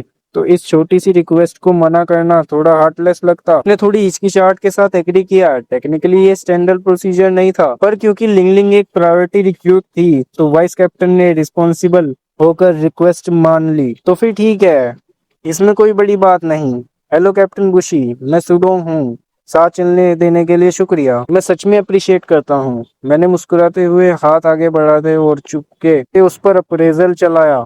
M Bushi, class warrior, power rank C, 9 star, power 2250। ये यंग थी पर बहुत स्ट्रॉन्ग थी। एकदम सी रैंक 9 स्टार। बाकी के 4 नाइट सिर्फ डी रैंक 1 या 2 स्टार थे। उनके घोड़े भी लगभग गुडो के घोड़े जितने स्ट्रॉन्ग थे। मैंने नंबर्स प्रोसेस करते हुए सोचा, मुझसे किसी स्पेशल ट्रीटमेंट की उम्मीद मत रखना। रास्ते में बस कोई बोझ मत बनना, बुशी ने कोल्डली कहा, मेरे आगे बढ़ाए हाथ को पूरी तरह इग्नोर करते हुए। उसका मेरे बारे में फर्स्ट इंप्रेशन बिल्कुल अच्छा नहीं था। के हिसाब से मैं बस एक कनेक्शंस वाला अमीर बिगड़ा हुआ बच्चा था। मेरा हाथ हवा में ही हिलता रह गया। सीन काफी ऑकवर्ड हो गया था। मैंने जबरदस्ती की स्माइल देकर अपना हाथ नीचे किया। क्या ये औरत हमेशा से ऐसी कोल्ड रहती है? मैंने अंदर ही अंदर सोचा, पर मैंने इसे जल्दी इग्नोर मार दिया। ठीक है भाई, मैं यहाँ बड़ा इंसान बन जाता हूँ। कैप्टन, आप लोगों ने पूरी रात बिना आराम किए ट्रेवल किया होगा। क्या आप लोग चलने से पहले यहाँ ब्रेकफास्ट के लिए रुकेंगे? लिंगलिंग की माँ ने टेंशन कम करने की कोशिश करते हुए पूछा। थैंक यू, पर कोई जरूरत नहीं है। हम ऐसे ट्रेवल करने के आदी हैं। हमारे पास टाइम थोड़ा कम है। स्टारलाइट सिटी अभी भी आधे दिन की दूरी पर है। टी ने पोलाइटली अपने सिर हिलाते हुए कहा। लिंगलिंग को वहां सेफली पहुंचाना हमारी प्रायोरिटी है। फिर उसने लिंगलिंग से कहा, लिंगलिंग, वहां जाकर ठीक से बिहेव करना। नो मोर मिस्चीफ। अपने कैप्टन से सब कुछ ठीक से सीखना। अंकल बोंग ने लिंगलिंग के सर को थपथपाते हुए थोड़ी बाहर की आवाज में कहा। आखिरकार मेरी छोटी बच्ची पहली बार घर से बाहर जा रही है। लिंगलिंग की आंख कोने में आंसू पहुंचते हुए बोली, मॉम, डैड, मैं अपना ख्याल रखूंगी। म्याऊं, वहां पहुंचते ही लेटर लिखूंगी। म्याऊं, अब दोनों भी अपना ध्यान रखना। म्याऊं। लिंगलिंग की आवाज टूट रही थी और आखिरकार उसके आंसू भी छलकने लगे। वो हमेशा बाहर की दुनिया देखना चाहती थी, पर अब जब सच में उसके जाने का वक्त आ गया, तो उसे उदासी काफी हार्ड हिट कर रही थी। उसने चुपचाप इस एक टिश्यू मांग। उस सीन को देखकर मेरी आंखों में भी आंसू आ गए। मैं हमेशा थोड़ा सेंटिमेंटल रहा हूँ, और ऐसी विदाई सच में मुझे इमोशनल कर देती थी। मुझे अपनी खुद की फैमिली की याद आ गई। जब मेरे पेरेंट्स मुझे पहली बार यूनिवर्सिटी ड्रॉप करने गए थे, मैंने सोचा, बोंग फैमिली को गुड बाय कहने के बाद मैं नाइट्स के साथ जुड़ गया और हम स्टारलाइट सिटी की ओर निकल पड़े। कि मुझे और लिंगलिंग दोनों को घोड़ा चलाना नहीं आता था, इसलिए हम दोनों दूसरे नाइट्स के साथ बैठ गए थे। लिंगलिंग बुशी के साथ ही थी। घोड़े करीब 50 किलोमीटर पर आवर की स्पीड पर चल रहे थे। ये मेरी जिंदगी की पहली घुड़सवारी थी, और हैरानी की बात यह थी कि मैं बिल्कुल भी अनकंफर्टेबल फील नहीं कर रहा था। मैंने नोटिस किया, ये शायद मेरी हाई पावर लेवल की पीक है। इतनी फनी बात है, दुनिया पार करके मैंने हाई स्टैट्स और कॉइंस तो पा लिए, पर कोई भी रियल स्किल नहीं सीख पा। घुड़सवारी और तलवारबाजी, ये सब चीजें आई सिर्फ हाई नंबर से नहीं आती। इसका मतलब कुछ चीजें मुझे आगे चलकर सचमुच सीखनी पड़ेंगी।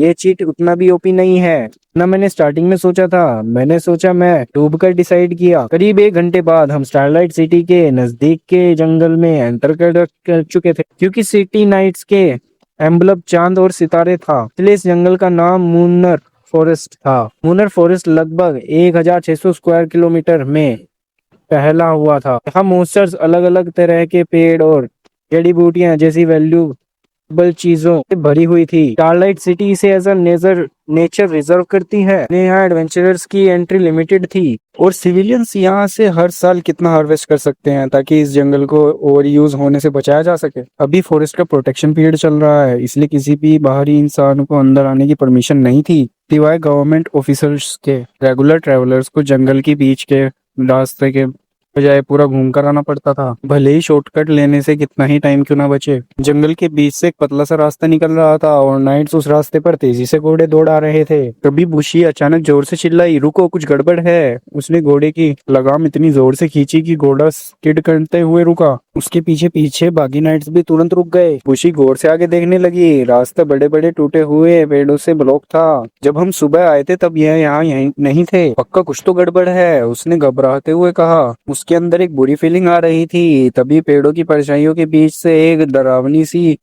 चीज आवाज गूंजी, हा हा हा हा। ऐसा लगता है शिकार खुद चलकर हमारे पास आया है। अंधेरे में से जाइंट लगभग 2 मीटर लंबा और टैंक की तरह मस्कुलर आदमी बाहर निकला। उसके चेहरे पर चाकू के 5-6 निशान थे। उसकी कमर पर एक कॉपर की बड़ी सी तलवार बंधी हुई थी और उसने ब्लैक कोट पहना हुआ था, ब्लैक लेदर आर्मर के साथ। उसके पीछे 9 गुंडे भी थे जो इस तरह हंस रहे थे जैसे हमारा मरना पहले से ही तय हो। तुम लोग कौन हो? मूनतार फॉरेस्ट में घुसने की तुम्हारी हिम्मत कैसे हुई? तुम्हें स्टारलाइट सिटी के नाइट्स का रास्ता ब्लॉक किया है? क्या तुम्हें हमारे ट्रिब्यूनल से डर नहीं लगता? बुशी गुस्से और सावधानी से चिल्लाई, हा हा कैप्टन, बुरा मत मानना, हम यहाँ बस थोड़ा प्रॉफिट के लिए आए थे। अपने पीछे और उस कैट गर्ल को हमें सौंप दो और हम तुम्हें जाने देंगे। ऐसी रेयर ब्यूटी स्लेव मार्केट में बहुत महंगी बिकेगी। उस दरिंदे ने लिंगलिंग की तरफ एक गंदी स्माइल से इशारा किया। लिंगलिंग डर के मारे बुशी के पीछे छुप गई। उसके कान डर से गिर गए थे और बॉडी कांप रही थी। सपने देखना बंद करो स्कम। स्टारलाइट सिटी के नाइट्स को चैलेंज करने और एक सिविलियन को किडनैप करना,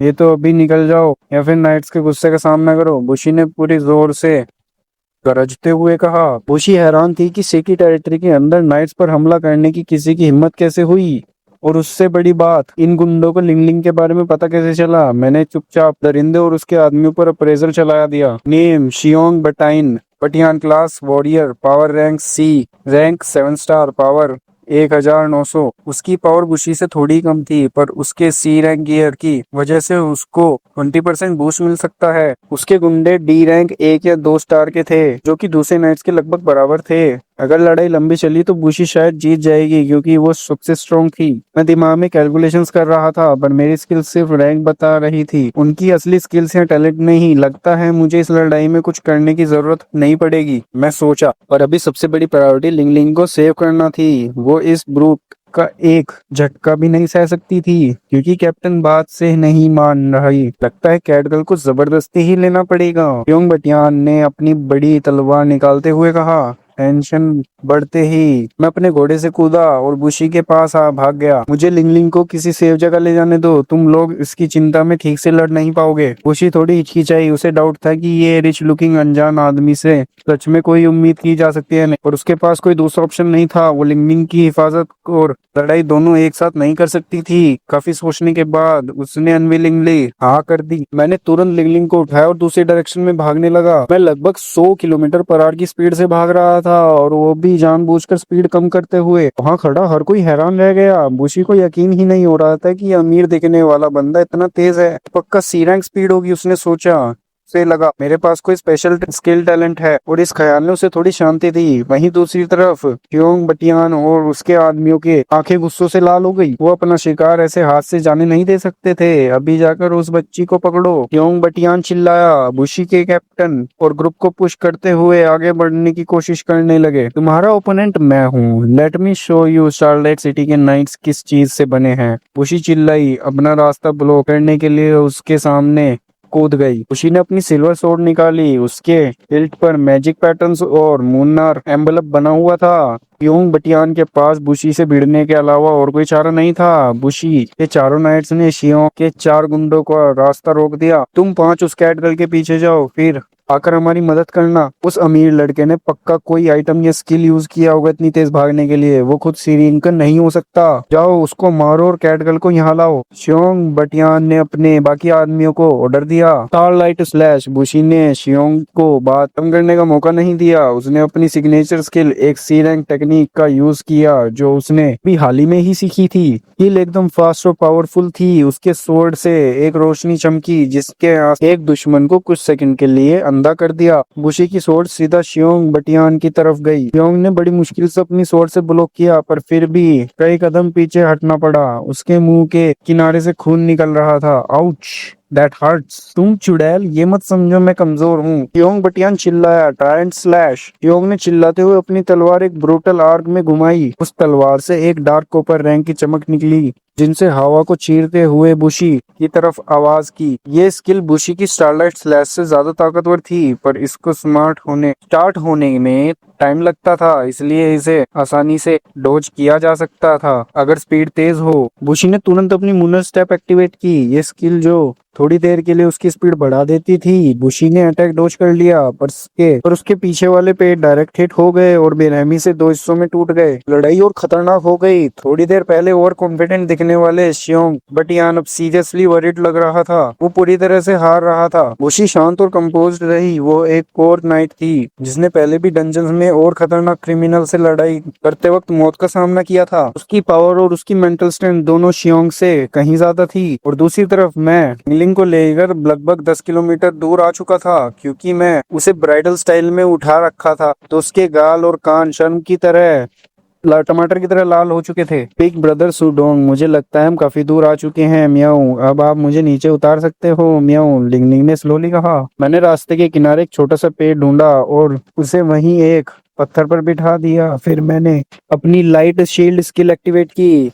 इससे उसके चारों तरफ एक ग्लोइंग बैरियर बन गया। बिग ब्रदर सुडोंग, ये क्या है? म्याऊ, लिंगलिंग बैरियर की लाइट को देखकर हैरान थी। उसे अंदाजा हो गया था कि ये मेरी किसी स्किल का कमाल है जो उसको प्रोटेक्ट करने के लिए है। लिंगलिंग, ये शील्ड तुम्हें थोड़ी देर प्रोटेक्ट करेगी। तुम यहाँ बिल्कुल सेफ हो, बस यहीं रुको और कहीं मत जाना। मैं कैप्टन बुशी की मदद करने वापस जा रहा हूँ, मैंने प्यार से मुस्कुराते हुए कहा। ओके म्याऊ, मैं यहाँ गुड गर्ल की तरह वेट करूंगी। म्याऊ, लिंगलिंग ने ओबीडियंटली सर हिलाया। सच कहूँ तो इतने बड़े जंगल में अकेले रहने के ख्याल से वो थोड़ी डर रही थी, पर वो किसी के ऊपर बोझ नहीं बनना चाहती थी, इसलिए चुपचाप मान गई। पर इससे पहले मुझे इन मच्छरों को संभालना पड़ेगा जो हमारा पीछा कर रहे हैं। लिंगलिंग, थोड़ी देर के लिए अपनी आंखें बंद कर लो, ये थोड़ा ब्लडी हो सकता है, मैंने स्ट्रिक्टली कहा। अंदर ही अंदर मैं सच में बहुत नर्वस था। मैं इस दुनिया में आने के बाद किसी से लड़ाई नहीं की थी, और ये मॉन्स्टर्स नहीं, असली जिंदा लोग थे। एक ऑर्डिनरी ऑफिस वर्कर के तौर पर लाइफ और डेथ वाली फाइट का ख्याल मेरे दिमाग को हिला रहा था। पर लिंगलिंग को बचाने के लिए मेरे पास कोई और चॉइस नहीं थी। लिंगलिंग ने मेरी बात सुनकर तुरंत अपनी आंखें बंद कर ली और अपने छोटे हाथों से फेस कवर कर लिया। कुछ नहीं पलों बाद वो 5 गुंडे मेरे पीछे पहुंच गए। उनके चेहरों पर गुस्सा और नफरत साफ दिखाई दे रही थी। उन्हें तलवार निकाली और मेरी तरफ दौड़े। तू पिल्ले, तू बहुत तेज दौड़ता है, उम्मीद है नरक जाकर पछताएगा, वो चिल्लाया। बकवास, मैंने बड़बड़ाकर अपनी आइस स्पीयर स्किल एक्टिवेट की। हवा में अचानक दर्जनों सिल्वर आइस स्पीयर्स बन गए थे और तुरंत उन गुंडों की तरफ मुड़ गए। नहीं, 5 आदमी एक साथ चिल्लाए। वो इतने स्लो थे कि मेरे स्पीयर से बच ही नहीं पाए, और उससे भी ज्यादा हैरानी की बात, वो सदमे में थे कि इससे ये कॉम्बैट स्किल भी आती है। ऐसे स्पीयर्स ने उनकी बॉडीज को इंस्टेंटली चीर दिया। पांचों के पांचों एक ही झटके में डेड हो चुके थे। उनकी बॉडीज में छेद हो गए थे और ग्राउंड पूरी तरह खून से भीग गया था। मैं उनकी लाशों के सामने टेंशन में खड़ा था। मेरा फेस टेंस्ड था और मेरे हाथ कंटिन्यूअसली कांप रहे थे। ये मैंने क्या कर दिया? थोड़ी देर सांस लेने के बाद मैं अपने आप को संभाला और लिंगलिंग की तरफ चला गया। लिंगलिंग, मैं जा रहा हूँ, जब तक मैं वापस ना आऊँ अपनी आंखें बंद रखना। मैंने लिंगलिंग को आवाज दी और बुशी की तरफ तेजी से निकल गया। मैं जहाँ से मुड़कर चला था वहाँ से मूनतर फॉरेस्ट में क्लैश करती हुई तलवारों की आवाज साफ सुनाई दे रही थी। बुशी और शियोंग की लड़ाई अब तक चल रही थी। मैं यहाँ फंसा हुआ हूँ, ये तो ठीक नहीं, मैं यहाँ मर भी सकता हूँ। शियोंग घबराते हुए सोचा। उसकी बॉडी पर बुशी के स्वॉर्ड के नए निशान साफ थे। अभी सरेंडर करो, तुम मेरे मुकाबला नहीं कर सकते, बुशी चिल्लाई। उसकी तलवार की टिप से कंटिन्यूअसली ब्लड बह रहा था। बुशी ने अपनी आंख के कोनों से स्क्वाड की तरफ देखा। उसकी स्क्वाड वाले गुंडों पर हावी हो रहे थे कि ट्रेनिंग का असर साफ दिख रहा था। तभी एक और क्रूअल हंसी की आवाज आई। ही शियोंग बटियान, तुम तो किसी औरत से मार खा रहे हो। शट अप, ये कोई पुशओवर नहीं है। अगर तुम लोग यहाँ ना आते तो मैं अब तक मर चुका होता, शियोंग ने गुस्से में जवाब दिया। पेड़ों के पीछे से 2 और लोग बाहर निकले। वो बिल्कुल शियोंग की तरह दिख रहे थे, पर उनमें से थोड़े छोटा और पतला था, 1.6 मीटर टॉल, जिसके रैट लाइक फीचर्स थे, और उसके पास एक ब्रोंज स्टाफ था। दूसरा 1.7 मीटर लंबा था, बिल्कुल नॉर्मल दिख रहा था, और उसकी आंखें चलाक लग रही थी। उसकी वेस्ट पर 2 ब्लैक डैगर्स लगे हुए थे। उन दोनों को देखकर मैं थोड़ा सा हिचकिचा गया।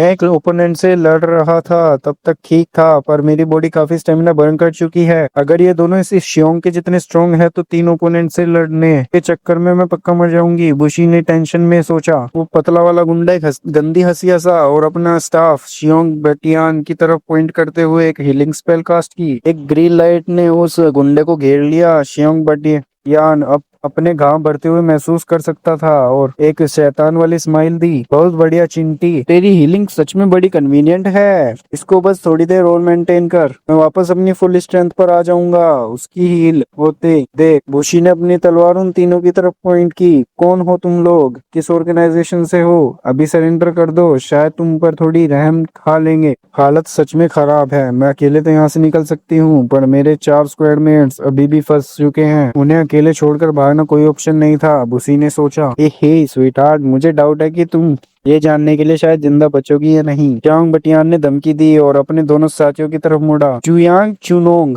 इस नाइट को गिराने में मेरी मदद करो। मैं फ्रंट संभालता हूँ, तुम दोनों मुझे सपोर्ट दो। समझ गए? कोई प्रॉब्लम नहीं है। हालांकि मैं चाहूंगा कि इसके मारने से पहले मैं थोड़ा एंजॉय कर लूं। ऐसी ब्यूटी को वेस्ट करना पाप होगा। पतले वाले गुंडे ने एकदम घिनौनी भूख से साथ घूरते हुए कहा।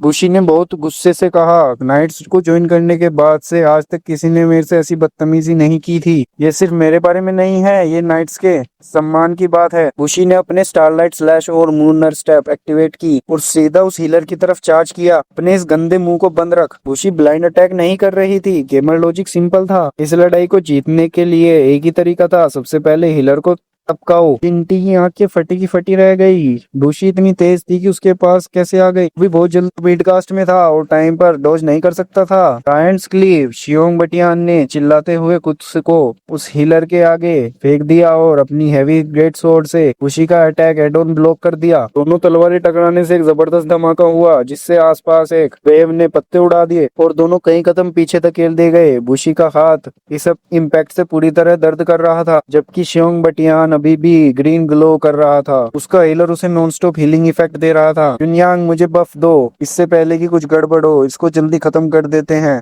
शियोंग बटियान ने ऑर्डर दिया। जुनयांग ने तुरंत शियोंग पर स्ट्रेंथ और कॉन्स्टिट्यूशन के बफ कास्ट कर दिए। इन बफ के मिलते ही शियोंग बटियान को लगा जैसे उसकी पावर बुशी के लगभग बराबर हो गई हो। खतरे को भांपते हुए बुशी ने फिर से उस हीलर पर अटैक करने का ट्राई किया। मुझे उस हीलर को मारना ही होगा, वरना मैं थक कर हार जाऊंगी। तभी अचानक से एक ब्लैक ड्रैगन बुशी की तरफ तेजी से आया। इसके चलते उसे अपना अटैक छोड़कर तलवार से ब्लॉक करना पड़ा। शांत रहने वाला रोल्स चुनसियोन अब एक्शन में था। रोप क्लास होने के बावजूद उसके डैगर का इम्पैक्ट इतना शॉकिंग था, बिल्कुल शियोंग बटी के हैवी ब्लेड जैसा। बुशी ने ब्लॉक तो कर लिया, पर उस रोप की ताकत बिल्कुल कम नहीं हो रही थी। वहाँ एक ओपनिंग बन गई। शियोंग बटियान ने इस मौके का पूरा फायदा उठाया और अपना एक powerful C rank skill savage charge unleash कर दिया। उसने अपनी पूरी ताकत एक ब्राउन भालू के आकार के एनर्जी में इकट्ठा की और आगे की तरफ डैश किया। ये एक स्लो और प्रेडिक्टेबल मूव था, पर बुशी उस रोज के टैगर को ब्लॉक करने में इतनी बिजी थी कि वो डॉज नहीं कर पाई। बूम! वो सीधा उस भालू वाली एनर्जी से टकराई। मैं कहूँ कि दर्जनों मीटर पीछे फेंक दी गई। ने अपनी तलवार जमीन में गाड़ दी ताकि वो पीछे घिसटना बंद कर सके। उसका मुंह खून से भर गया था। वो अपनी तलवार से सहारा लिए आधी घुटनों के बल बैठी थी। उसके लेफ्ट आर्म ने सबसे ज्यादा इम्पैक्ट सहा था और वो पूरी तरह से डिसलोकेट हो चुका था, और उसने खुद को जबरदस्ती खड़ा किया। मैं यहाँ नहीं गिर सकती, मेरी स्क्वाड अभी भी मेरे पीछे लड़ रही है। एक नाइट होने के नाते मैं अपनी आखिरी सांस तक लड़ूंगी, चाहे जो हो जाए। उसने अपनी तलवार फिर उठाई और अपने सामने खड़े उन तीनों दुश्मनों को घूरा। अभी भी खड़ी है? ठीक है, इसका मतलब मैं तुझे एक जल्दी मौत दूंगा। शियोंग बटियान उस पर हंसा और बार बार वार करने लगा। लड़ाई लंबी खिंच गई। आखिर में बुशी जमीन पर ही गिर गई। उसके सफेद बाल बुरी तरह बिखरे थे। आर्मर फट चुका था और हाथे से खून बह रहा था। उसका विजन धुंधली हो रही थी। स्टेमिना खत्म और सीरियस वुंड्स के साथ 3 on 1 लड़ना, अब उसके पास बचने का कोई चांस नहीं था। बटियान उसके ऊपर खड़ा था। एक गंदी हंसी के साथ उसने अपनी तलवार फाइनल ब्लो के लिए उठा ली थी। उसको अभी मार देना सच में वेस्ट लग रहा था। क्या मैं पहले थोड़ा फन कर सकता हूँ? तुयांग उसके फटे हुए आर्मर को भूखी नजरों से देख रहा हुआ था और लाल टपका रहा था। गंदे फ्रीक, उस चीज को अंदर रख। टॉप खत्म करने के बाद मजे करने का बहुत टाइम मिलेगा। इस नाइट स्क्वाड ने वैसे ही हमारी काफी टाइम वेस्ट कर दिया है, इसे खत्म कर, क्यू लोंग ने गुस्से में कहा। वो अपने साथी के इस घटिया बर्ताव से क्लियरली डिस्गस्टिंग था और उसने पूरी लड़ाई में कुछ नहीं बोला था। क्या मैं सच में यहाँ मरने वाली हूँ? आई एम सॉरी लॉर्ड बोआ, मैं आपकी उम्मीद पर खरी नहीं उतर पाई। उसी ने उस तलवार को अपने ऊपर गिरते हुए देखा। उसकी आंखें बंद होते ही एक पछतावे का आंसू उसके गाल पर फिसल गया। वो मौत के लिए रेडी थी। तभी आसपास से एक बहुत ही डीप और शांत आवाज हवा को चीरते हुए आई। Height shield! एक चमकती हुई सफेद शील्ड ने ठीक टाइम पर बुशी को घेर लिया। शियोंग बटियान की भारी तलवार उस शील्ड पर पूरी ताकत से गिरती है। उस ब्रूटल अटैक के बावजूद उस शील्ड पर स्क्रैच तक नहीं आया। क्या बकवास है? शियोंग बटियान पूरी तरह से हैरान रह गया। इससे पहले कि वो कुछ समझ पाता, मैं एकदम से उसके सामने आ गया। मैंने उसकी तरफ एक सिंगल नॉर्मल पंच फेंका। उसने बड़ी मुश्किल से अपनी तलवार को साइड में करके उस ब्लॉक को रोकने की कोशिश की। Savage block! उसने चिल्लाते हुए एक सी रैंक डिफेंस स्किल को एक्टिवेट की। उसकी ताकत से तलवार के आसपास एक कॉपर कलर की हवा उड़ने लगी जो क्लोज रेंज हिट्स को एब्जॉर्ब करती थी। पर मेरा मुक्का उस डिफेंस को चीरते हुए लैंड गिर गया। एक पंच ने उसको और उसकी तलवार को दर्जनों मीटर हवा में पीछे उड़ा दिया। वो जमीन पर बुरी तरह गिरा कि मुंह से खून की उल्टी थी हुई। वो वहीं पर बेहोश हो गया। एक हिट, सिर्फ एक हिट। ये सब इतनी जल्दी हुआ कि चुन और चुयांग इस बात को प्रोसेस ही नहीं कर पा रहे थे कि हुआ क्या था। उनका सबसे स्ट्रॉन्ग टैंक एक झटके में बैटलफील्ड के उस पार फिक चुका था। दोनों घबराकर पीछे हटे और उनकी नजर सिर्फ मुझ पर जम गई। इस बंदे ने किया था, यानी मैं ठीक बुशी के पास खड़ा था। Are you okay? मैंने उसकी तरफ देखते हुए पूछा। मैं सच में टेंशन में था कि कहीं मैं उसे खो तो नहीं दिया। हम एक दूसरे को ठीक से जानते भी नहीं, पर मैं वहाँ बस खड़ा होकर ये सब नहीं देख सकता था। मैं ठीक हूँ, थैंक यू सो मच। बुशी ने धीरे से अपनी आंखें खोली। उसके चेहरे पर शोक, ग्रेटिट्यूड और थोड़ी गिल्ट के साथ खुशी भी थी। उसने सपने में भी नहीं सोचा था कि जिस रिच किड को उसने बेकार समझा था, इग्नोर किया, वही आखिर मोमेंट में उसको ही जान बचाएगा। अंदर ही अंदर खुद को डांट रही थी कि आगे से कभी उसकी अपीयरेंस से जज नहीं करेगी और आगे किसी को भी नहीं। रिलीफ में था कि वो जिंदा है। मैंने अपनी स्टोरेज से एक सी रैंक हीलिंग पोशन निकाला और उसे उठने में मदद की। ये पियो, तुम इससे खुद मैनेज कर लोगी। मेरे पास एक्चुअल हीलिंग स्किल्स थी, पर मैं लो प्रोफाइल रखना चाहता था और अपना ज्यादा शो ऑफ नहीं करना चाहता था। एक सी रैंक पोशन किसी सी रैंक एडवेंचरर के ज्यादातर घाव भर सकता था और 2 पोशन से तो वो फुली रिस्टोर हो सकता है। उसने पोशन लिया। मैं मैनेज कर लूंगी, थैंक यू। पोशन पीने के बाद उसे रिकवर होने के लिए थोड़ा टाइम चाहिए था। जिस तरह तुम लड़े, तुम मुझसे शायद ज्यादा स्ट्रॉन्ग हो। बस ये 3 थे, इसलिए नंबर में ज्यादा थे। बस थोड़ी देर इन्हें रोको जब तक मैं हील ना हो जाऊं, उसने कहा। उसकी आवाज अब थोड़ी स्टेडी थी। मुझे डर था कि मैं कहीं इनके सामने लंबा ना टिक पाऊं। उसकी जरूरत नहीं है, बस कुछ मच्छर है, मैं उन्हें मसल दूंगा। मैं उसे थोड़ा रिलैक्स करते हुए कहा। पर फेयर वार्निंग दे रहा हूँ, मैं इनमें से किसी को जिंदा छोड़ने का प्रॉमिस नहीं कर सकता। अब तो नोकी हीलिंग आइटम्स वैसे ही काम कर रहे हैं जैसे गेम में दिखाते हैं, मैंने सोचा। मेरी वो वार्निंग एकदम लिटरल थी। मैं सच में भी पूरी अपनी स्ट्रेंथ को ठीक से कंट्रोल नहीं कर पा रहा था। मेरी लाइफ की सबसे पहली रियल लाइफ फाइट थी। वो पंच जो मैंने शियोंग पर मारा था, वो कोई स्किल नहीं थी, बस एक रेगुलर सा पंच था। चुंग ट्यान और चुंग शॉन मेरी और उस रिकवरिंग बुशी की तरफ घूर रहे थे। डर के मारे हिलने की भी हिम्मत नहीं कर रहे थे।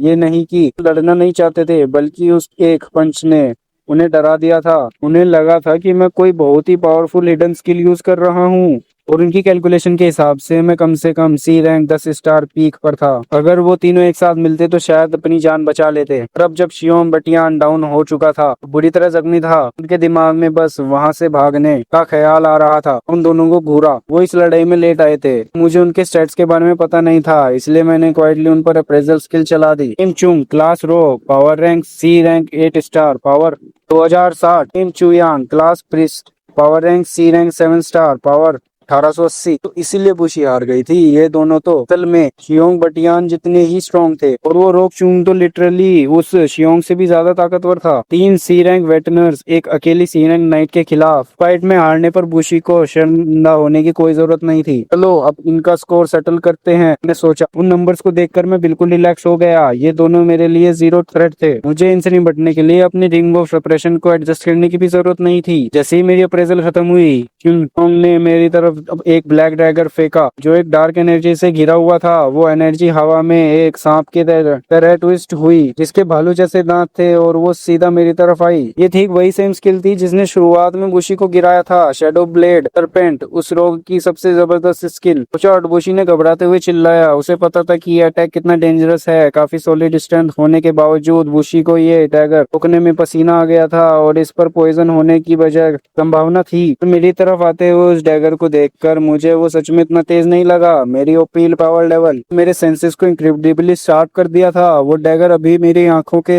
1 सेंटीमीटर दूर ही था। मैंने कैजुअली अपना हाथ ऊपर उठाया और उसे हवा में पकड़ लिया। इम्पॉसिबल! उनकी आंखें डिसबिलीव से फटी की फटी रह गई। इस बच्चे की ताकत उसकी एक्सपेक्टेशन से भी कहीं ज्यादा थी। वो शैडो ब्लेड स्किल उसका प्राइड था। उसी एक अटैक से उसने आज तक 3 स्ट्रॉन्ग ओपोनेंट्स को मारा था, और अपने ऑर्गेनाइजेशन के लिए पता नहीं कितने जॉब्स कंप्लीट किए थे। मतलब कि किसी सी रैंक 10 स्टार वॉरियर को भी इस अटैक को रोकने के लिए अपनी कोई स्पेशल स्किल लगानी पड़ती, थोड़ा डैमेज भी सहना पड़ता, और मैंने इसको इनके हाथों से पकड़ लिया था बिना किसी स्किल के। बुशी भी मेरे पीछे उतनी हैरान बैठी थी। उसे अब रियलाइज हुआ कि उसने मुझे कम्प्लीटली अंडर एस्टिमेट किया था। क्लियरली इसे इन बंदों को हराने के लिए मेरी किसी मदद की जरूरत नहीं थी। खौफ से रोक के अंदर भगदड़ मच गई। चाइल्ड फ्रीक भाग, इसका मुकाबला नहीं कर सकते, चुनलोंग चिल्लाया। उसने तुरंत उस बेहोश शियांग बेटाई को अपने कंधे पर उठाया। प्रेस रैंक की एस्केप स्किल एक्टिवेट कर दी। धुंध किसी को डैमेज तो नहीं करती थी, कवर लेने और छुपने के लिए एकदम परफेक्ट थी। चुंगयांग ने तुरंत इस धुएं का फायदा उठाया और अपनी C rank skill wind blade fire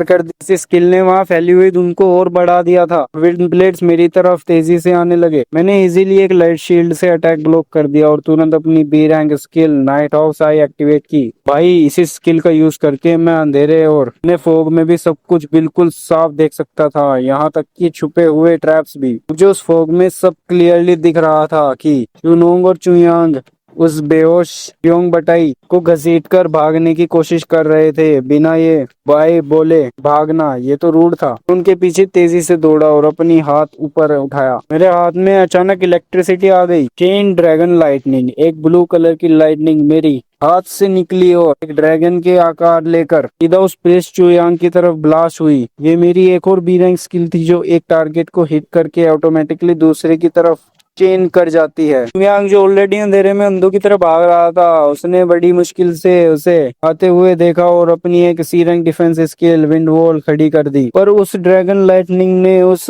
हवा की दीवार को लिटरली फाड़ कर रख दिया और उसके सीधा सीने पर ब्लास्ट हुआ। चुयांग दर्द से चिल्लाया। उसकी बॉडी से धुआं उठने लगा और हवा में जलते हुए मांस की बू आने लगी। बिना हिले जमीन पर ढेर हो गया। लाइटनिंग वही नहीं रुकी, वो चुयांग से जंप करके सीधा भागते हुए चुनोंग की तरफ गई। चुनोंग ने अपने साथी को मरते देखा और अब वो बिजली का ड्रैगन उसकी तरफ आ रहा था। उसकी आंखें टेरर से फैल गई। एक रोग होने की स्पीड और एजिलिटी के बावजूद वो एक लाइटनिंग बोल्ट को आउटरन नहीं कर सकता था। एक ही सेकंड में उस बिजली ने उसकी बॉडी को भी चीर कर रख दिया। वो शॉक के पेन से चिल्लाता हुआ जमीन पर गिरा। तभी उसने अपने पैरों के पास पड़े हुए बेहोश शियोंग बटियान को देखा। लाइटनिंग ने शियोंग को छुआ तक नहीं था। अपने ऑर्गेनाइजेशन के राज को बचाने के लिए चियोंग की आंखों में एक पागलपन छा गया। उसने दर्द से लड़ते हुए अपनी दूसरी ड्रैगन निकाली और बेरहमी से शियोंग बटियान की गला काट दिया। खून की धार छूट गई और शियोंग बटियान इंस्टेंटली मर गया। फिर शियोंग भी वही कंप्लीटली साइलेंट हो गया। ठीक उसी टाइम वहां पहुंचा। मेरे माथा सिकुड़ गया और एक्सप्रेशन बहुत टाइट था। मैं चाहता था कि कम से कम उनमें से एक को क्वेश्चन करने के लिए जिंदा रखूं। मैंने बिल्कुल एक्सपेक्ट नहीं किया था कि चुनोंग अपने ही एली को इस तरह से मार देगा। उसने मुझे टोटली ऑफ गार्ड कैच कर लिया था। धुआं छट गया था और मैं उन 3 लाशों के सामने खड़ा था। मेरे सीना भारी हो रहा था। आज 2 बार मैंने एक ही दिन में 2 बार लोगों की जान दी थी। भाई, ये लोग तो सच में बहुत बुरे आदमी। और मैं वहाँ ये सोचकर ही गया था कि उनमें मरना पड़ेगा। सच में ये सब करना इसने मुझे सच में हिला के रख दिया था। मैंने डीपली सोचा, इन सब के बाद मैं वही पुराना इंसान रह पाऊंगा? मैं काफी देर तक उन लाशों को देखता रहा, डीप थॉट में। मैं पिछले कल तक बस एक आम ऑफिस वर्कर था। मैं कोई बिल्कुल सॉफ्ट हार्टेड या डरपोक नहीं था, पर फिर भी अपने हाथों से किसी को मारने, ये गिल्ट मेरे सीने में एक अजीब से बोझ डाल रहा था। मैं कंप्लीटली लॉस्ट फील कर रहा था।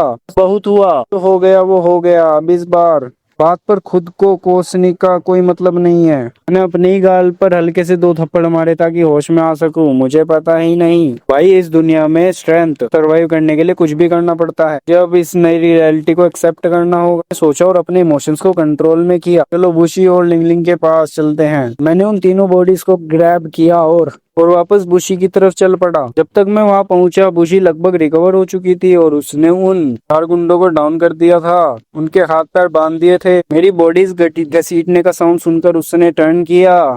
शुक्र है तुम ठीक हो। तुम्हारी ताकत मेरी उम्मीद से कहीं ज्यादा ऊपर है। नाइट्स को जाने के लिए तुम्हारा धन्यवाद। मैं प्रॉमिस करती हूँ कि तुम्हें इसका प्रॉपर रिवॉर्ड मिलेगा, बुशी ने कहा। उसकी आंखों में जेन्युइन ग्रेटिट्यूड था। अरे रिवॉर्ड की कोई जरूरत नहीं है।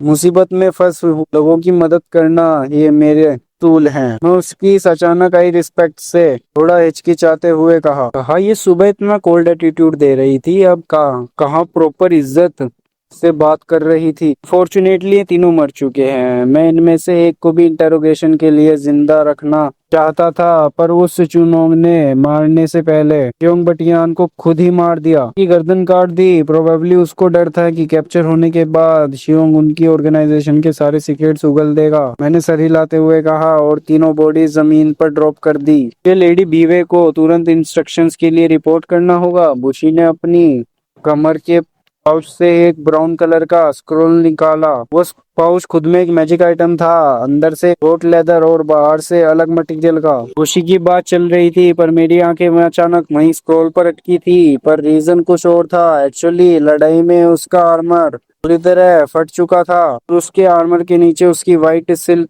की अंडरगारमेंट्स क्लियरली दिख रही थी। भाई लड़ाई के टेंशन में पहले ध्यान ही नहीं गया। अब उसे इस हालत में देखकर मेरे अंदर अजीब सी फीलिंग आ रही थी। की नजर अचानक मेरे घूरते हुए चेहरे पर पड़ी। उसे तुरंत रियलाइज हुआ कि मैं क्या देख रहा हूँ। शर्म से एकदम लाल हो चुकी थी। उसने जल्दी से अपनी फटी हुई चेस्ट प्लेट को वहीं कवर किया। मुझे एकदम से घूरा। उसने जैसे ही मुझे घूर कर देखा, मैं होश में आ गया।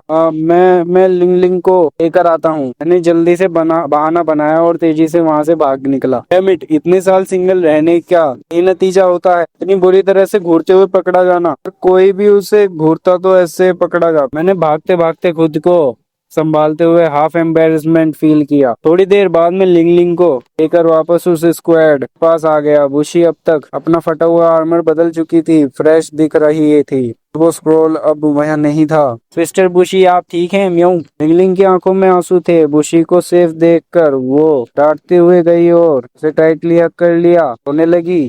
ठीक है लिंग, ठीक हूँ, बुशी ने वार्मली लिंगलिंग के साथ को सहलाते हुए कहा। कि चेहरे पर भी जेन्युइन रिलीफ था कि लिंगलिंग ठीक है। हाँ, तो आगे का क्या प्लान है? मैंने खासा थोड़ी वो वर्ड मूवमेंट को ब्रेक करते हुए, हमें यहाँ से जल्दी निकलना चाहिए इससे पहले कि कोई और प्रॉब्लम आ जाए। मैंने कम्युनिकेशन स्क्रॉल के जरिए लेडी बीवे को ये सब रिपोर्ट दे दी है। वो चाहती है कि मैं अभी तुरंत में लिंगलिंग को स्कॉट करके स्टारलाइट सिटी ले आऊँ। बाकी की 4 नाइट्स यहाँ क्राइम सीन पालेंगे। लेडी बीवे ने इंसिडेंट को इन्वेस्टिगेट करने के लिए बैकअप भेजने के लिए तैयारियां कर ली हैं। मैंने लिंगलिंग की तरफ देखते हुए कहा, हालांकि उसके कान अभी भी लाल थे। का उसे मेरा वो घूरना याद आ रहा था। लेडी बीवे कौन है? मैंने पूछा, बताते हुए कि जैसे मेरे और बुशी के बीच कुछ ऑकवर्ड नहीं हुआ था। लेडी बीवे हमारी वाइस कैप्टन है। अपनी उम्र के हिसाब से वो बहुत ज्यादा स्ट्रॉन्ग है और फ्रैंकली बताऊं तो मैं उन्हें लाइफ में सबसे ज्यादा एडमायर करती हूँ। उनकी की आंखें चमकने लगी। वो बहुत ब्यूटीफुल और पावरफुल हैं, बिल्कुल भी एरोगेंट नहीं है, के साथ बहुत काइंड हैं और अपने सबऑर्डिनेट्स का बहुत ख्याल रखती हैं। एक बहुत ही वार्म और अमेजिंग लीडर हैं। बुशी लगभग अपनी पुरानी शर्म भूल चुकी थी और अपनी आइडल की तारीफ में पूरी तरह फैन गर्ल बन चुकी थी। भाई क्या इस औरत को मल्टीपल पर्सनालिटी डिसऑर्डर है? 1 मिनट पहले आइस क्वीन, दूसरे मिनट शर्मा रही थी और अब पूरी तरह फैन गर्ल मोड में। इसके मूड किसी थिएटर एक्टर से भी ज्यादा तेजी से बदल रहे थे। मैंने अंदर ही अंदर सोचा। मैं हैरान भी था और अम्यूज्ड भी। चलो अब निकलते हैं। तुम दोनों घोड़े राइड नहीं कर सकते तो मैं तुम दोनों को अपने साथ ले चलूंगी। खुशी ने अपने आप को कंपोज करते हुए कहा। इसकी जरूरत नहीं, मैं खुद ही दौड़ लूंगा तुम लोगों के साथ। मैंने सजेस्ट किया। एक ही घोड़े पर 3 लोगों को सवार करना उसकी स्पीड को ड्रास्टिकली कम कर देगा। और हाँ, एक छोटी सी रिक्वेस्ट, प्लीज मेरी पावर लेवल किसी को मत बताना। मेरे अपनी खुद के रीजंस हैं ये लो प्रोफाइल रखने के। आई होप तुम समझ चुकी हो। Fair enough. वैसे दौड़ना थोड़ा फास्ट ही रहेगा। और जहाँ तक बात पाने की है, मैं सिर्फ पर्सनली लेडी बीवे को रिपोर्ट करूंगी। जो नाइट्स अभी यहाँ क्राइम सीन पर हैं वो भी एक शब्द नहीं बोलेंगे। बुशी की टोन अब मेरे लिए नोटिसेबल तौर पर गर्म थी। उसका मेरे लिए रिस्पेक्ट बहुत बढ़ चुकी थी। इसे लगा कि मैं इतना स्ट्रांग होने के बावजूद हम्बल हूँ, बिल्कुल उसकी लेडी बीवे की तरह। मैंने बोला शुक्रिया, हाथ जोड़कर रिस्पेक्ट के साथ। क्राइम सीन को रैप अप करने के बाद मैं बुशी और लिंगलिंग स्टारलाइट सिटी की तरफ निकल पड़े। लगभग 1 घंटा दौड़ने के बाद हमने मूनतर फॉरेस्ट को पीछे छोड़ दिया। जंगल के बाहर निकलते ही हमारे सामने एक बहुत ही चौड़ी और पक्की ग्रे सड़क आ गई, एकदम अर्थ के एसफाल्ट हाईवे की जैसी। सड़क लगभग 40 मीटर चौड़ी थी और लगभग का कोई एंड नहीं दिख रहा था। सड़क के दोनों तरफ हर 100 मीटर पर स्ट्रीट लैंप्स लगे थे। ये नॉर्मल लैंप्स नहीं थे, ये लगभग 10 मीटर ऊंचे मार्बल जैसे पत्थर के पिलर थे जिन पर 6 मीटर चौड़े फ्लोराइड क्रिस्टल्स रखे हुए थे। Fluoride crystals naturally softly glow कर रहे थे। जब इनमें मैजिक एनर्जी फीड की जाती तो उनकी ग्लो बहुत तेज हो जाती थी, जो उन्हें एकदम परफेक्ट लाइटनिंग बना देते थे। भाई मैं इस मैसिव रोड को घूर रहा था, कंप्लीटली स्टन्ड। मैंने अपने सपने में भी नहीं सोचा था कि इस फैंटेसी दुनिया का इंफ्रास्ट्रक्चर इतना एडवांस हो सकता है। ऐसी रोड्स मेरी खुद की दुनिया में भी काफी रेयर थी। ये मैजिकल लाइटनिंग और मॉडर्न इंजीनियरिंग के इतने खतरनाक मिक्स थे। मैं सोचा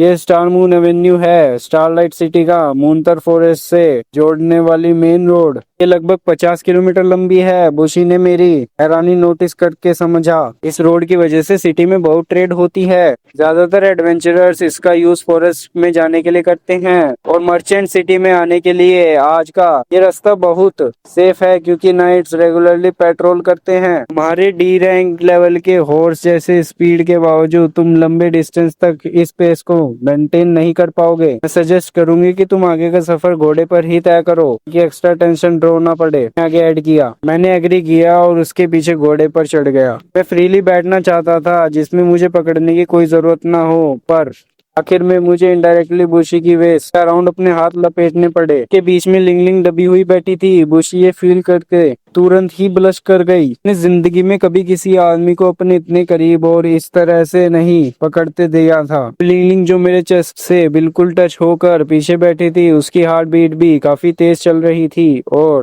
के गाल पिंक हो गए थे। और ऐसे ही हम तीनों एक घोड़े पर सवार होकर स्टार मून एवेन्यू पर आगे चल पड़े। रास्ते में मैं बहुत सी गैरेजेस और लोगों को नोटिस कर रहा था। सिटी की तरफ बढ़ते हुए रास्ते में दोनों तरफ लंबे मैदान और बीच बीच में कुछ गांव के और खेत भी दिखते थे। लगभग 1 घंटे बाद फाइनली हमारी नजर सामने के स्टारलाइट सिटी के स्काईलाइन तरफ पड़ी और करीब 1 किलोमीटर आगे सड़क किनारे एक अकेली कैरेज हमारा वेट कर रही थी। भाई ये कोई गुड्डों की सिंपल सी लकड़ी वाली कैरेज नहीं थी। ये कैरेज लगभग 4 मीटर लंबी, 2 मीटर चौड़ी और 2 मीटर ऊंची थी। उसकी सिल्वर व्हाइट बॉडी किसी बहुत ही हाई ग्रेड मेटल से बनी थी, एकदम किसी रॉयल कैरेज जैसी। को 4 सिल्वर व्हाइट घोड़े खींच रहे थे और आगे एक आर्मर में एक नाइट बैठा था जिसके सीने पर स्टारलाइट सिटी की नाइट का मून स्टार एनवलप था। क्यूरियोसिटी में अप्रेजल यूज किया। उस नाइट का नाम ली शियोया था। E rank 2 star warrior, power 1155। घोड़ों के स्टैट्स ने मुझे चौंका दिया। मॉन्स्टर वाइल्ड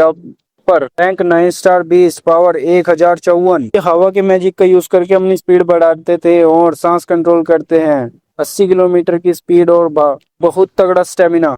और वो कैरेज भाई, वो लगभग पूरी कैरेज मिथ्रिल की बनी थी। मुझे पता था कि वो मटेरियल है क्योंकि मेरी इन्वेंटरी में इस मेटल का ढेर पड़ा था। पर इस एक कैरेज को बनाने के लिए पक्का बहुत बड़ा पैसा लगा होगा। चलो घोड़े से उतरते हैं। बुशी ने मुझे और लिंगलिंग को धीरे से इशारा मैं सर हिलाया और उतर गए। कैरेज के अंदर वाले एक बाहर आने का वेट करने लगे। ये कैप्टन बुशी हैं। कैरेज के अंदर से एक बहुत ही सॉफ्ट और एलिगेंट आवाज आई। तो उसकी ओनर बाहर आई तो देखते ही इंस्टेंटली कैप्टिवेट हो गया। लगभग 20 साल की थी, 1.65 मीटर हाइट, टेंडर फिगर, उसके गोल्डन बालों में एक बहुत ही एलिगेंट हेयर ऑर्नामेंट लगा था, एकदम किसी गुड़िया जैसी delicate features, milky white skin जिस पर हल्का सा पिंक ब्लश था, डीप ब्लू आंखें और रोजी लिप्स। उसने एक वाइट पिन स्टाइल ड्रेस पहनी थी जिस पर ब्लू रिबन्स थे, ऊपर से पर्शियन ब्लू शॉर्ट जैकेट, पैरों में ब्राउन लेदर बूट्स। उसके कैरिज से नीचे उतरने का तरीका इतना स्मूथ और ग्रेसफुल था कि मेरा ध्यान बस उसके पैर अटक गया। यस लेडी बीवा, हमें माफ कर दीजिए, रास्ते में एक इंसिडेंट हो गया था इसलिए हमें देर हो गई। खुशी उसे देखते ही घुटने पर बैठ गई। ये थी लेडी बीवा, स्टारलाइट सिटी नाइट की वाइस कैप्टन। फाइन, असल में माफी मुझे मांगनी चाहिए, मेरी प्लानिंग की वजह से तुम सब इतने खतरे में पड़ गए। लेडी बीवा ने बुशी को अपने हाथों से उठाते हुए कहा। उसकी आवाज बहुत जेंटल थी पर उसके चेहरे पर कोई एक्सप्रेशन नहीं थे। लेडी बीवा, आपका डिसीजन बिल्कुल सही था, गलती मेरी खुद की कमजोरी की थी। अगर जरूरत हो तो प्लीज मुझे पनिश कीजिएगा। बुशी ने जिद की। वो अपनी आइडल पर कोई ब्लेम आने नहीं देना चाहती थी। तुमने बहुत अच्छा किया बुशी, तुमने सक्सेसफुली अपना मिशन पूरा किया और तुमने अपने पीछे हीलिंग और मिस्टर सुडोंग को ले आई। लेडी बीवा ने शांति से हमारी तरफ देखते हुए कहा। लेडी बीवा, मैं आपको इन दोनों से इंट्रोड्यूस करवाती हूँ। ये है लेडी बीवा, हमारी वाइस कैप्टन और इस सिटी के लॉर्ड, काउंट या की बेटी। बुशी ने हमारी तरफ मुड़ते हुए समझाया। हेलो म्याऊ, मैं लिंगलिंग हूँ, नाइट स्क्वाड की नई रिक्रूट। बीवा, क्या मैं आपको सिस्टर बीवा बुला सकती हूँ? म्याऊ। लिंगलिंग ने अपनी यूजुअल एनर्जेटिक वाइब के साथ चीयरफुली पूछा। मेरे अभी के शांत और ऑकवर्ड मूड से बिल्कुल अलग थी। जरूर, तुम बुला सकती हो। Welcome to starlight City Knights. Lady बीवा ने अपना एक्सप्रेशनलेस चेहरा मेंटेन रखते हुए लिंगलिंग के सर को प्यार से सहलाया। लिंगलिंग उसके टच से एकदम पिघल गई, आंखें बंद करके खुशी से अपनी पूंछ हिलाने लगी। फिर उसने क्यूरियसली लेडी बीवा को सूंघा। फिर बीवा, आप सच में बहुत स्ट्रॉन्ग हो। म्याऊ। बिग ब्रदर सुडोंग से भी ज्यादा स्ट्रॉन्ग। म्याऊ। और आप बिल्कुल उनकी तरह जेंटल भी हो। म्याऊ। कल में लिंगलिंग को बीवा की सैंड में एक हल्की सी सैडनेस भी फील हुई थी पर उसने समझदारी दिखाते हुए उसका जिक्र नहीं किया। तुम्हारे इन प्यारे वर्ड्स के लिए शुक्रिया, लगता है तुम्हारे टैलेंट स्किल्स अच्छे से काम कर रही है, इम्प्रेसिव है। मुझे आगे चलकर नाइट्स के लिए तुम्हारी इस स्किल की बहुत जरूरत पड़ेगी। बीवा ने कहा। बीवा लिंग की नोज की वैल्यू क्लियरली समझ रही थी। क्रिमिनल्स पकड़ने, मॉन्स्टर की स्ट्रेंथ जानने और डंजन थ्रेड्स को पहचानने में ये बहुत काम आती। और आप जरूर मिस्टर सुडोंग होंगे। खुशी और नाइट्स की जान बचाने के लिए आपका बहुत बहुत शुक्रिया, लेडी बीवा ने मेरी तरफ मुड़ते हुए कहा। और मैं बस वहाँ कम्प्लीटली फ्रोजन खड़ा जमा हुआ उसे घूर रहा था। वो मोमेंट इतना पेनफुली ऑकवर्ड हो गया था कि मैं क्या बताऊं। हे बिग ब्रदर सुडोंग, लेडी बीवा आपसे बात कर रही है। म्याऊ। लिंग ने अनॉयड होकर मेरे पैर पर एक किक मारी, धीरे से बड़बड़ाने लगी। बिग ब्रदर सुडोंग एक नंबर के परवर्ट है। मिस्टर सुडोंग, लेडी बीवा की थोड़ी रिस्पेक्ट कीजिए, भले ही आपने नाइट्स की जान बचाई हो। खुशी भी गुस्से में चिल्ला पड़ी। वो अपने आइडल की ऐसी डिसरिस्पेक्ट बिल्कुल बर्दाश्त नहीं कर सकती थी। ओ सॉरी, मैं बस किसी और चीज के बारे में सोच रहा था। मैं अचानक रियलिटी में वापस आ चुका था। मैं अपने इसी तरह घूरने पर बुरी तरह शर्मिंदा हो रहा था। कहूँ तो ऐसे ही मैंने बीवा को देखा था। मेरे आंखों कुछ शिफ्ट हो गई थी। मेरी आंखों के आगे तारे चमक रहे हो, शांत पानी में लहर उठ रही हो। एक नजर और फिर पूरी तरह फिदा हो गया था। ऐसी लग रही थी जैसे किसी पेंटिंग से बाहर निकल कर आई हो। मैंने आज तक इतनी खूबसूरत लड़की नहीं देखी थी। खिले हुए वायलेट फूल की, एलिगेंट और ग्रेसफुल। पर मैंने एक अजीब बात भी नोटिस की थी। उसका चेहरा पूरा टाइम कम्प्लीटली ब्लैंक था, एक भी एक्सप्रेशन नहीं। फिर भी उसके वर्ड्स और एक्शन इतने वार्म और जेंटल थे, बिल्कुल कोल्ड नहीं थे। ये एक बहुत ही अजीब कंट्रास्ट था। मैंने सीक्रेटली अपनी अप्रेजल स्किल यूज की। M skill level is too low to identify. Power rank skill level is too low to identify. Power skill level is too low to identify. मेरी बी रैंक अप्रेजल स्किल उसके बारे में कुछ भी read नहीं कर पा रही थी। इसका मतलब क्या वो कम से कम ए रैंक पावर हाउस थी? आने के बाद ये मेरा फर्स्ट अप्रेजल था जो फेल हुआ था। फाइन, एक बार फिर से हमें बचाने के लिए शुक्रिया। जब हम सिटी में पहुंच जाएंगे तो प्लीज लॉर्ड के स्टेट में जरूर विजिट करना। आपके लिए एक प्रॉपर रिवॉर्ड वेट कर रहा होगा। लेडी बीवा ने अपने उसी एक्सप्रेशनलेस पर वार्म टोन में कहा। कल में रिवॉर्ड की कोई जरूरत नहीं है, पर क्योंकि आप खुद इनवाइट कर रहे हैं तो मैं जरूर आना चाहूंगा। मैंने स्माइल के साथ अपना सर झुकाते हुए कहा, इतनी ब्यूटीफुल लेडी का इनविटेशन ठुकराना वैसे भी बेवकूफी होती, और एक लॉर्ड्स स्टेट एक्सप्लोर करने का मौका कहाँ मिलता है बार बार। पे इंतजार रहेगा। वैसे आपकी कमर पर जो तलवार है, क्या मैं एक बार उस पर नजर डाल सकती हूँ? मेरी भी हो। उस पुरानी सिल्वर लॉन्ग स्वॉर्ड को पॉइंट करते हुए बीवा ने कहा, जिसके कवर पर एक डेलिकेट ड्रैगन का पैटर्न बना हुआ था। हाँ बिल्कुल, मैंने जल्दी से उसे बक्कल किया और सीधा उसे दे दिया। एक अच्छी तलवार को प्रॉपर मेंटेनेंस की जरूरत होती है, क्या आप मुझे इसके बारे में कुछ बता सकते हैं? उसने तलवार को ध्यान से लिया और अपने हाथ ब्लेड पर ऐसे फेरने लगी जैसे वो उसकी आवाज सुनने या उसकी प्रेजेंस को फील करने की कोशिश कर रही हो। जरूर। इस तलवार का नाम शिंजियो है, एक दोस्त ने मुझे दी थी। मुझे इसकी हिस्ट्री के बारे में ज्यादा कुछ पता नहीं है। मैं किसी तरह एक बहाना बनाया क्योंकि मैं कम्प्लीटली ऑफ गार्ड था। भाई मैं सच कहूँ तो मुझे तलवार पकड़नी भी नहीं आती थी। इस दुनिया में आकर मैंने एक बार भी टेस्ट नहीं किया था। स्टोरेज से निकालकर शो ऑफ के लिए पहन रखी थी। एक बहुत अच्छी तलवार है। इसकी पावर ऐसे बिल्कुल नहीं है जैसे बाहर से दिखती है। इसके अंदर डीप डाउन कुछ बहुत पावरफुल दबाव है। युवा की नजर अभी भी ब्लेड पर थी और हाथ उस पर स्मूथली चल रहे थे। एक बी रैंक गियर है और बी रैंक वेपन्स में भी काफी स्ट्रॉन्ग मानी गई जाएगी। यूज करने वाले की पावर लगभग 1000 से बूस्ट होनी चाहिए। ने आगे कहा, अगर ये एक दोस्त का गिफ्ट है तो आपको इसे अच्छे से ट्रीट करना चाहिए। इसे प्रॉपरली चार्ज करना मत भूलना, वरना तलवार रोने पड़ेगी लगेगी। ने तलवार मुझे लौटा दी। वो टच करते ही समझ गई थी कि ये तलवार बिल्कुल चार्ज की गई नहीं थी और अपनी डल और लाइफलेस स्टेट में थी। पर चार्जिंग से ये इसकी असली पावर और चमक बाहर आती। Got it. इस हेड्सअप के लिए बहुत शुक्रिया। मैंने तलवार वापस लेते हुए कहा। अंदर से कम्प्लीटली स्टन्ड था। उसने सिर्फ छूकर बिना मेरे एक शब्द बोले उस तलवार की रैंक और पावर बूस्ट एग्जैक्टली गेस कर लिया थी। सिटी पहुंचकर मुझे इस वेपन को चार्ज करने का तरीका ढूंढना पड़ेगा। मैंने डिसाइड किया। मिस्टर सुडोंग, लिंगलिंग, क्यों ना आप लोग आगे का सफर इस कैरिज में करें? बाहर घोड़े पर ट्रैवल करने से ज्यादा आरामदायक रहेगा, बीवा ने ऑफर किया। हम कैरिज में चढ़ गए और नाइटली टोयो कैरिज को स्टारलाइट सिटी की तरफ आगे बढ़ा दिया। हमारी कैरिज उन 4 विंड गैलोप घोड़ों ये जोर से